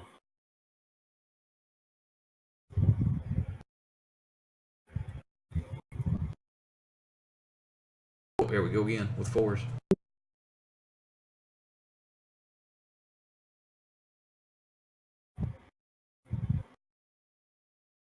Nice. So 2 raises. Right. Oh. I don't know if that matters. Yeah, it does. I was looking for the. I thought there was a fear effect in here, but I'm not seeing it inside Savage Worlds. Inside Fantasy Grounds. All right, so what we'll do then? So Big Tex, you're up first, and you've critically failed this fear check. So describe what's going on and what's going on through Big Tex's mind. Why is he panicking as these things charge?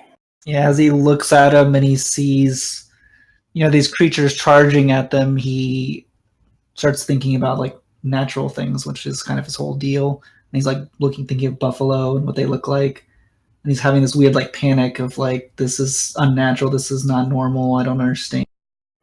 Right. This is kind of the antithesis of your type of Wild West druidic. Yeah. Right, because these are unholy animal abominations, right? And we'll give you let's just give you a -2 on all your rolls, which is basically going to cancel out your +2 that you get, but you can still choose to go whenever you want to. Okay, how far are they? They're charging down this hill towards you, so they're just maybe 50, 60 yards away, running full speed, and they're pretty fast. Okay, I think Big Tex is going to try and shake it off, even though he's still a little scared, and he's going to pull out his Bowie knife and charge at them. All right, let's see. Forgot about these guys. I don't really know how far that gets me, but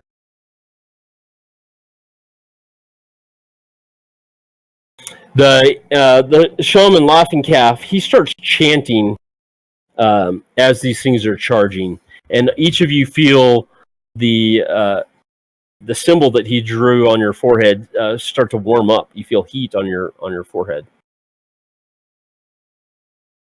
All right, so the thing's charging down the ridge at you. One of them's ahead of the other one. And what are you going to do again? Just charge at them with my Bowie knife out. Charge at them with your Bowie knife out. All right. So you close the distance pretty quickly. You can make a move and then basically attack. In Savage Worlds, Evan, you can choose to take multiple actions. Moving is always free. But you can take more. But you can't take multiple combat actions. You can take more than one action, and for every additional action you're taking, all of your actions get a -2. So if you wanted to, I don't know, if you're like having to draw a gun at the same time and shoot it, then your shot would get -2. But in this case, you've got your Bowie knife out and you're just charging towards them. So you can move. You are charging towards it. It's charging towards you, and to go ahead and make an attack. All right. Your Bowie knife.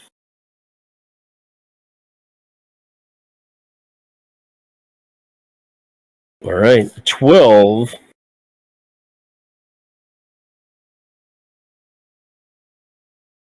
And these things have toughness of 10. So that's a success. So go ahead and roll damage with your bowie knife. And that's the. Or actually, that's towards its parry. Its parry is 7. So 12. So you know how I said the target number is almost always 4. The only real exception to that is hand-to-hand combat, and then it's the other person's parry. And these things have a parry of 7. So you beat that by 5. So you got success with a raise, which means you get an extra d6 of damage with your bowie knife. And the damage is where it says AP +1 or AP1. That is armor piercing +1. There should be damage dice next to that. Get your character sheet for you. I think it's right. Is that yeah, the dice, the dice symbols. If you double click those, there's also a. And then I get another D6 12? on that. Yep, sure.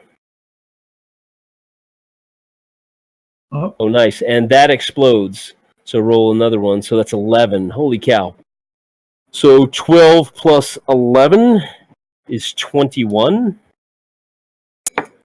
and their toughness is 10. So you beat that by 11. So you got success with 2 raises. Causes 2 wounds. These things are wild cards also, which is the same as the characters. So they can take 3 wounds as well. Most things, like the Indian Braves, if you'd attacked them, or the townsfolk, they just take 1 wound and then they're out. gotcha. So describe that. That's a serious wound. You've almost killed it with this attack. Yeah, so I think Big Tex kind of doesn't yell. He's not like a rager, he just sprints forward with his knife out, ready to go, and he understands that he's fighting an animal, and he just waits for the charge for its head to stay down, and he kind of just ducks underneath, stabbing it right in the ribs. And a big gash, you kind of get out of the way at the last second, and a big gash opens up across its chest. And you tumble out of the way. Shady, you're up. What are you doing? How far away are they? They're closing quickly. They're 30, 40 yards away. Because range is 12, 24, 48 on my pistol. They are Be a long range. no, they're within short range by now. 12 inches is 36 yards. I think it's 1 inch is 3 yards. I can't remember exactly. But No penalties. there. Yeah, let's see. Since Big Tex was able to close the distance and attack physically, they're at short range. We'll give you short range for this. Okay. And rate of fire 2, do I roll twice, or does it hit both? You roll once, and it'll hit both. Boom. So that's a hit with a raise. Ranged weapons, target number is still 4. So for all of you, if you look down in the bottom right next to that shield, there's a little D6 plus D6 damage. You can click on that; it becomes color instead of black and white, and then make it colored, and then make your attack roll. Which one are you shooting? The same one? I'm shooting the other one because I don't want to take a chance on hitting Tex. Okay. All right. So it's AP1 also.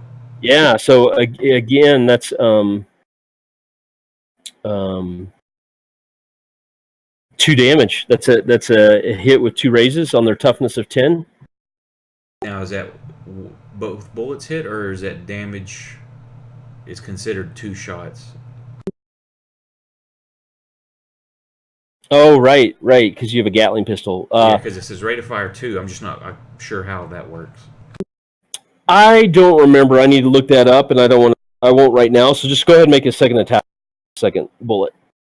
Damage or to hit?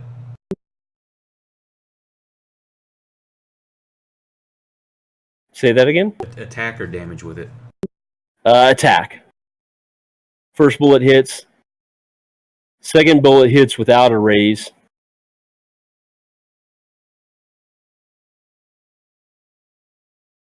So that causes. So the first bullet causes 2 wounds, and it causes it to be shaken, right? The second, because you beat its toughness of 10 again, is just a shaken, but when there's already a shaken on it, that causes a wound, so that drops it. So why don't you describe that and drop it as it's charging? Yeah, as it's charging down, it lowers its head, and I take aim right at the center of its head, but at the last moment it kind of looks up, and I twitch my wrist just a hair back and like left and right, and I put a bullet through each eye. All right. Couple bullets, it comes, it starts stumbling, and buries head first into the ground, scrapes the dirt up. Dirt and dust and grass is torn up and flies through the air as it comes to a screeching halt. The second buffalo soldier, though, is and angry, and it's charged past Big Tex, and it's bearing down on Jacques. Oh, sacre bleu. Tabernacle. So it has got a. It's got a fighting a D10. I'm going to roll this manually because I didn't. Fighting a D10. It's a 9. Ooh. A D6 if it explodes. No. 9. What's your parry? My parry is 2. I don't see it. I guess it's on there. Yeah, 2. Oh, your parry's at 2, huh? Okay, so that's a Does that make success with a raise. Does that make sense? What is your parry? How's it calculated?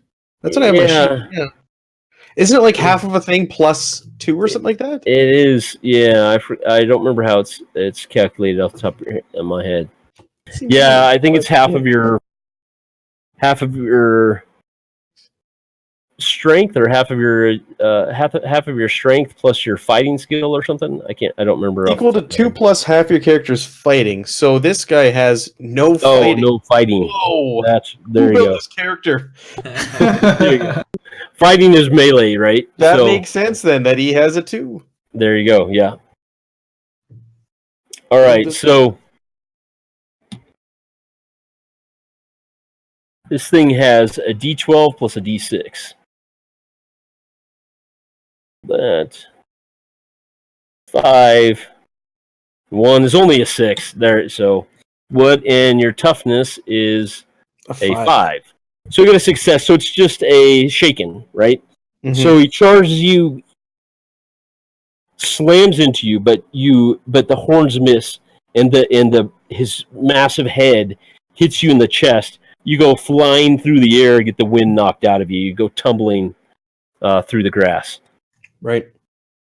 And the other one's already dead. And so, Jacques, you're shaken, so you can make a vigor roll to remove shaken. And in the new version of Savage Worlds, if you remove shaken, you get to take your action immediately.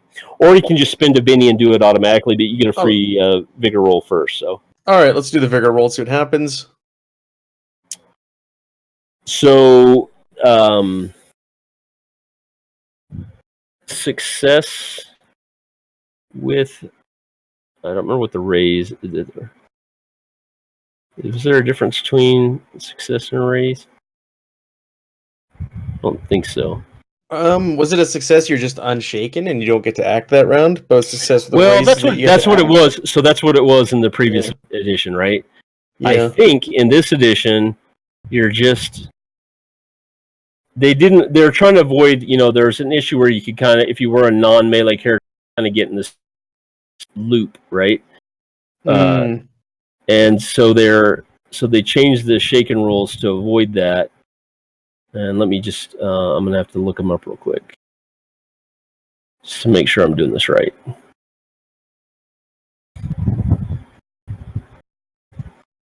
Come on, where you at? I'm just watching Oak. He's entertaining me. Is he good? I'm sitting there trying to look up the shooting rules because I figured that can't be right the way we did it. Yeah, probably not. I know there's one shot for every shot over. There should have been recoil, so I should have had a -2 on the second shot. All right, combat, Sheikah, action cards. Yeah, I'm trying to balance like playing and looking up rules because I do. Right. This is kind of a learning game for me, but I don't want to do it too much because I want this to be pretty fast. Okay, so shaken. Yeah, that's it. Success. You're no longer shaken. You can act normally. So no like more. That. Yeah. So all right. So you get the wind knocked out of you, but you dust yourself off. I am going to shoot. I'm going to shoot this thing. All right. With a 1? With a critical failure. And I can't Benny that, can I? Can't Benny it. You gun jams. Oh. Dabernack. Blows up in your face. You lose an eye. Yeah. Do you have more than one weapon? You have 2 pistols? I have a bayonet on the end of my... I have a Winchester with a bayonet on the end. Oh, you do? Okay, you should have a fighting skill then, right? All right. You have a pistol too. You're trying to shoot with your Winchester, and we don't have it on here, but you have a pistol as well. Okay. I'll give you a little.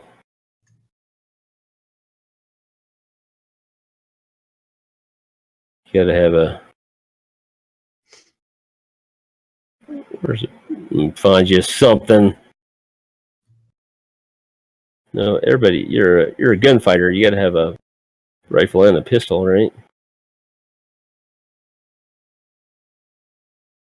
There you go. At a 44. All right. Yeah, but the gun jams. Look at it in disgust. Throw it down the ground.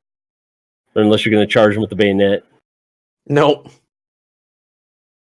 All right. Anything else you want to do? You can move. Nope. That's it for me. All right. Old Ben. All right. Old Ben is going to charge after that one. That one after Jean. And I roll fighting, right? Yeah. Oh, yeah, there's claws. Ooh, you want to Benny that?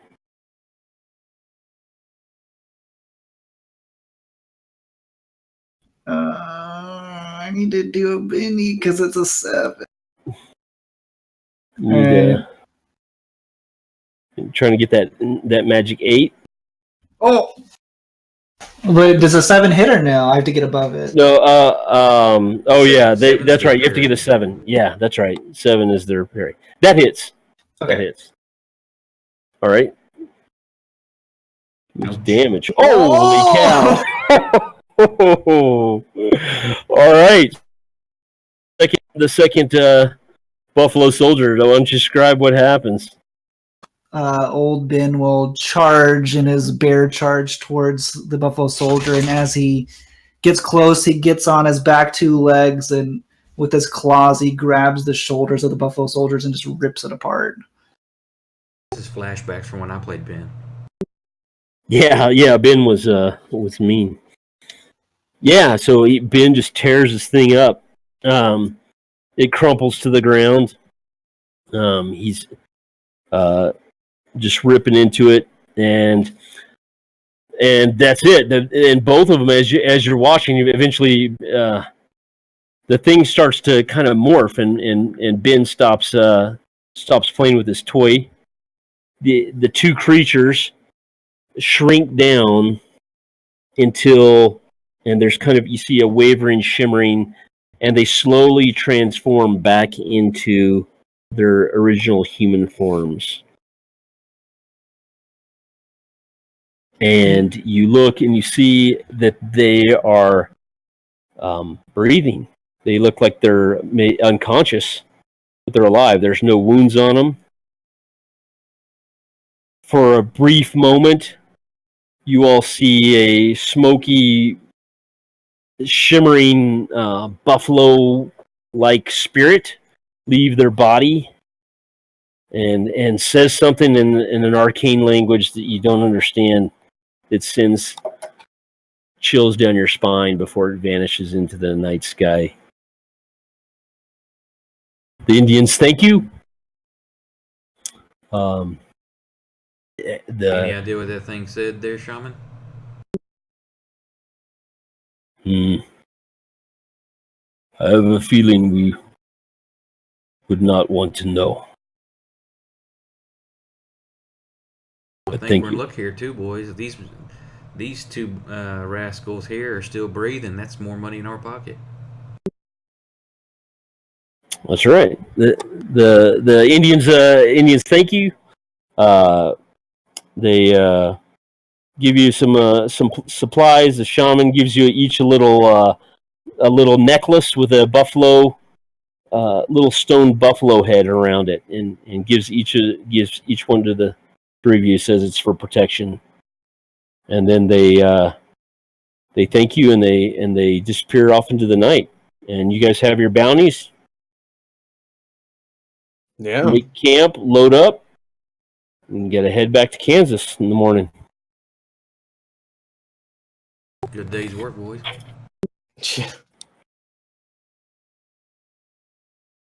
All right. That's the end of the one shot, guys. Thanks for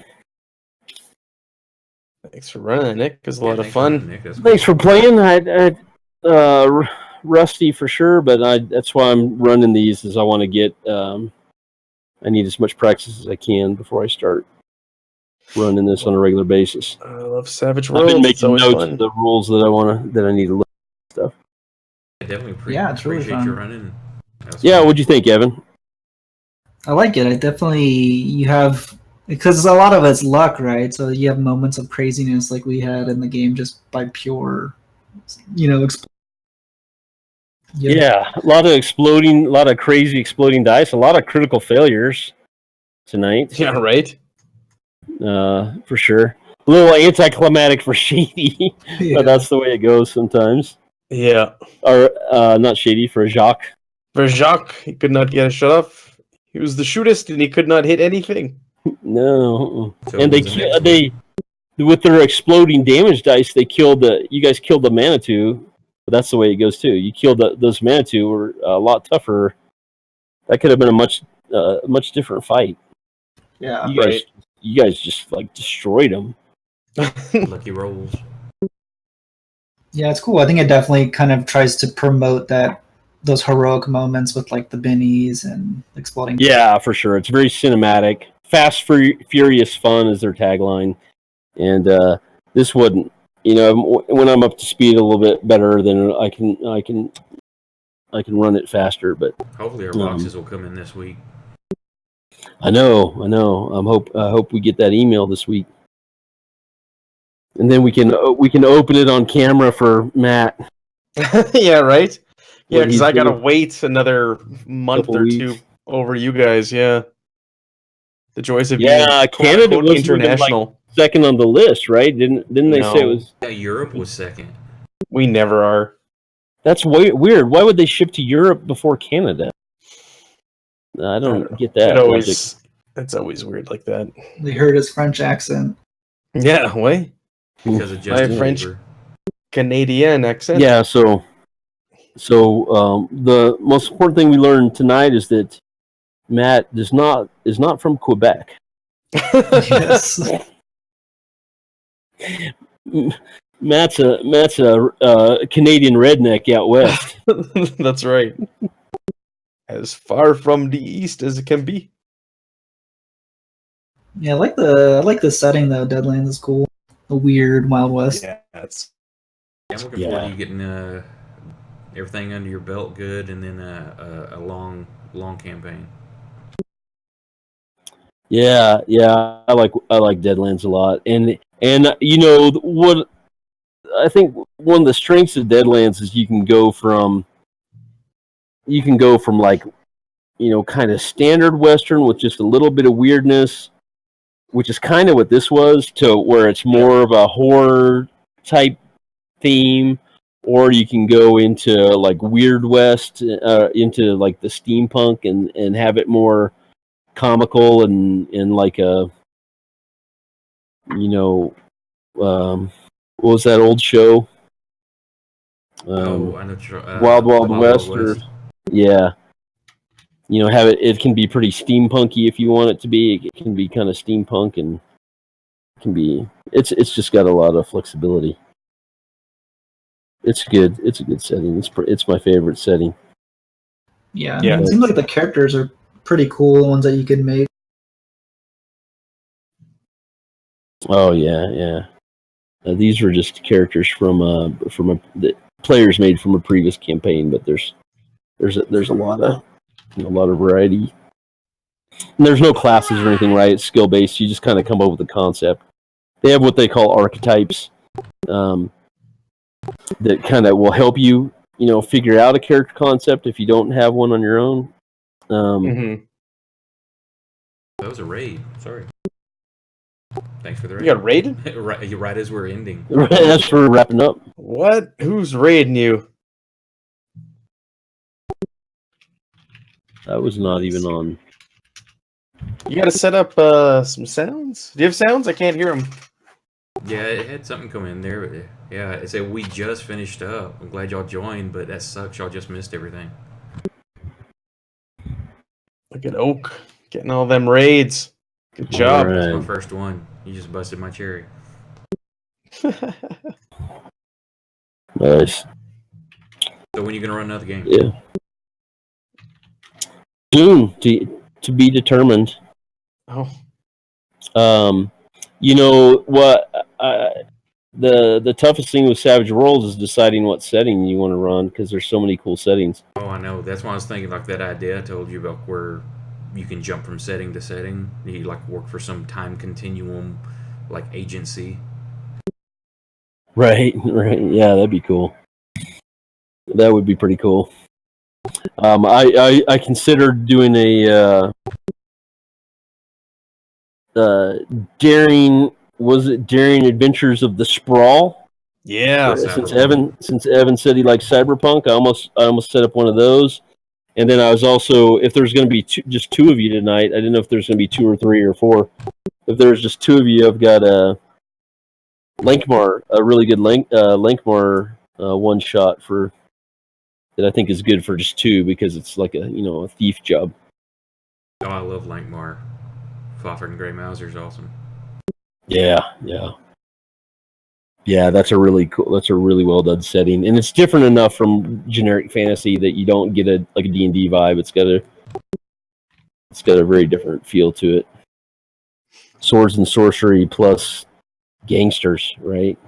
Right. I say hopefully soon the Interface Zero 3rd edition will come out. Oh. I think it's going to be a while. We're waiting on that one.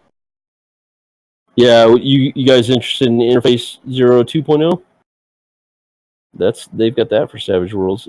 Yeah, I've got that one. See, I backed the Kickstarter for the 3rd edition. Oh, did you?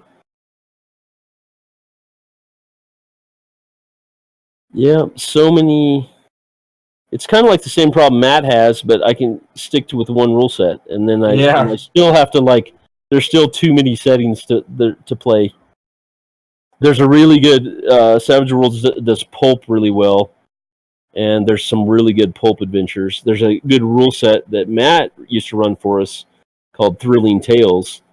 This was years ago, but I still remember that the bad guy was a gorilla in a suit. Do you remember that? Yeah. He was wearing like a suit or a tuxedo or something. Yeah. And we were chasing him through New York City in cars and shooting Tommy guns at each other. And we had one guy was like a Tarzan type character. One was a character like the Rocketeer. You were a race car driver. We had a boxer. We had a wild group of pulp characters. Yeah, that was a lot of fun. There's some really good pulp stuff. There's Achtung Cthulhu, which is World War II Cthulhu, which is really good. That'd be cool. All the German weird science stuff. Yeah, I'm a big military buff, so most people aren't that interested in it, but I'd be really interested in Weird Wars. There's Weird Wars Rome, which sounds really cool to me, ancient, because I am a bit of an ancient history buff. So it's kind of like a little bit like Deadlands, but it's Roman soldiers in a Roman soldier setting. That could be kind of cool. There's one called Tropicana. That's like 1980s Miami Vice 18. I think that one would be a blast. Yeah. Flash Gordon. I still want to play some Flash Gordon. Yeah, Flash Gordon would be great. Yeah, so eventually I'd like to just have a regular Savage Worlds game, like a weekly game where we play. Probably, like you were saying just a minute ago, Bradley, like having, I don't know, either having like mini campaigns in different settings and jumping to different settings every 2 months or something like that, or having like a longer campaign going, but then alternate, like the campaign is maybe every other week, and then in between or one shots in or different settings or mini adventures in different settings. Yeah, the tough part would be figuring out exactly how to do it, because like one, I'm not completely familiar with this system, because I know with like your edges and hindrances, but I was thinking something maybe where you did it like the Matrix, where like you download a program. Like, I know Kung Fu, is that you have certain base hindrances or benefits, but yet you've got maybe a couple that you can switch out depending on which quote setting you're being sent to. It's like, okay, you're going to need to know certain things in this world we're sending you to, so we're downloading these programs for you, and that way you could maybe adjust some of those things, but I'm not sure.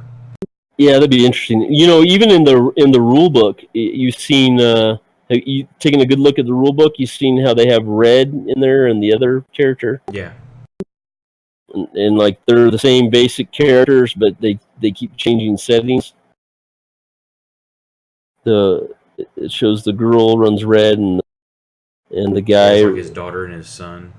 Yeah, and like the son always runs a big bruiser type, and the daughter's more of a whatever else, and it does a great job. The illustrations, that concept of the story that the illustrations tell in that rule book is pretty fascinating. Very well done.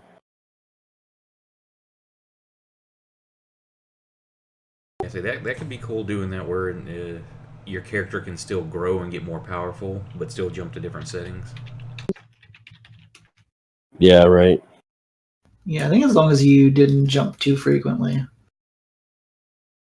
Yeah, because you could technically go to one and have a campaign going for an indefinite amount of time till you run a long story. Then it's like, okay, well, technically you've only gone to 3 settings by the time you've got the characters maxed out. Right. Yeah. Well, cool. That's what Mojo does? I've heard about that setting, but I didn't know if it was just one specific world. Savage Mojo. I don't know what Savage. Oh, Suzerain. I played a Suzerain game for like 2 years, and we jumped from different worlds every week, and it was like a different movie or setting. And it'd be aliens one week, it could be whatever, cyberpunk another week, it would be medieval another week. Same characters. Yeah. In different worlds. Is that so? How's that different from Rifts? Because I'm not super familiar with Rifts. I don't know. Well, Rifts is actually, I read through the other book. It's like there was where all the ley lines cross on the planet, that those became active high points of magic, and then there were wars for power over this stuff, and pretty much the world. Yeah, hop in the chat. And hey, get in here, Buffrin. Yeah. Hey guys. One rift can open up, and it can lead to some alien world or the Earth's past or something like that. But they don't stay open for long. There's only like a couple that are like permanent rifts. Boffrin does Savage Worlds on his channel. Hey, Boffin, you in chat? Yep, right here with you. You're doing Wow. Suzerain, aren't you, on your channel? Yep, I'm streaming Suzerain. We've got Miles, the head of Savage Mojo, is running the game. So it's kind of cool. The difference with Suzerain and Rifts is kind of it's built as that Gonzo setting where you're so far over the top, it's kind of ridiculous at times. What was it? Gotcha. So Rifts, like, Yeah. you could have a rift and there's like, instead of going to a world, there's like Nazis and dinosaurs and robots and knights all pouring out of the same rift or something, or in the same adventure. You could definitely have that in Rifts. Rifts is it's based off the old Palladium Rifts. So basically, it's everything, including the weaponized kitchen sink. Right. Like, literally, Rifts is so crazy. If they put out a source book that said, like, we've added a weaponized kitchen sink, you can bet people would buy it. I would at least take a look at it to see how bad it is. Yeah, but it's even said where like you can have some small remote village that's basically a medieval type setting, your D&D style game. There's some magic or something, but yet you travel 100 miles to the north and there's like a cyberpunk city. Gotcha. Yep. Suzerain, its difference is that instead of being like necessarily random occurrences, which you could have, basically the characters have a lot more control over if they're going to go into a different realm, and they're toned down a bit more from Rift's characters. Gotcha. So you run Savage Worlds quite a bit on your channel? I stream it pretty much. I'm kind of like, yeah. Nice. Yep. Occasionally I do educational stuff for Fantasy Grounds College. You used to be a part of it, Answulf. I did. I've been thinking about. Yeah. So that's how. That's where I met Oak. Yeah, so we were like Sure, at the founding. The founding fathers of FGC. Yeah, I didn't know. I forgot that you were in Fantasy Grounds College, Boffrin. Oh yeah, it's no hurt feelings. Like, you guys are always welcome to come back. I mean, yeah, I've thought about it just because I'd enjoy running. I enjoy teaching people, for sure. I've thought about. I just, the Savage Worlds classes have been kind of floundering a bit because me and my work's been kind of like wacky, and occasionally Flo. I think he came in after you guys had left. Yeah, my main challenge is back then I had my own business. I was working for myself and had a lot of free time, and now I got a regular 9 to 5, so my time's a lot more limited. Play Forth is also attached with the college a little. Oh, yeah. What's that? That was the guy who raided Oak.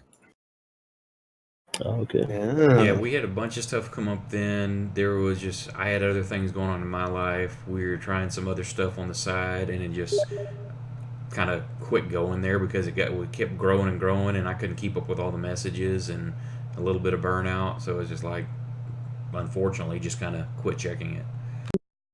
Dude, it is all good. Listen, right now the college is at over 5,000 people on there, and that's awesome. human. Good for them. That's cool. Laroon still jumping around through hoops? Oh yeah.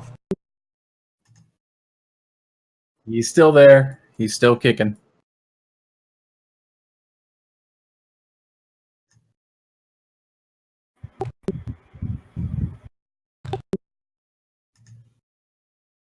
They cool. doing any of the West March stuff still, or? That was a whole different situation that probably not be so hot to like bring up on stream. Gotcha. Yeah, we're still alive. Well, hang on then. I'll go. Thanks for watching, everyone. Oh, Good night, everybody. Thanks for watching us play some Savage Worlds. Yeah, now we're done trash talk. Sorry. Time for Not Boffer to really. I just spill want some to hear tea. gossip. Thanks, everybody.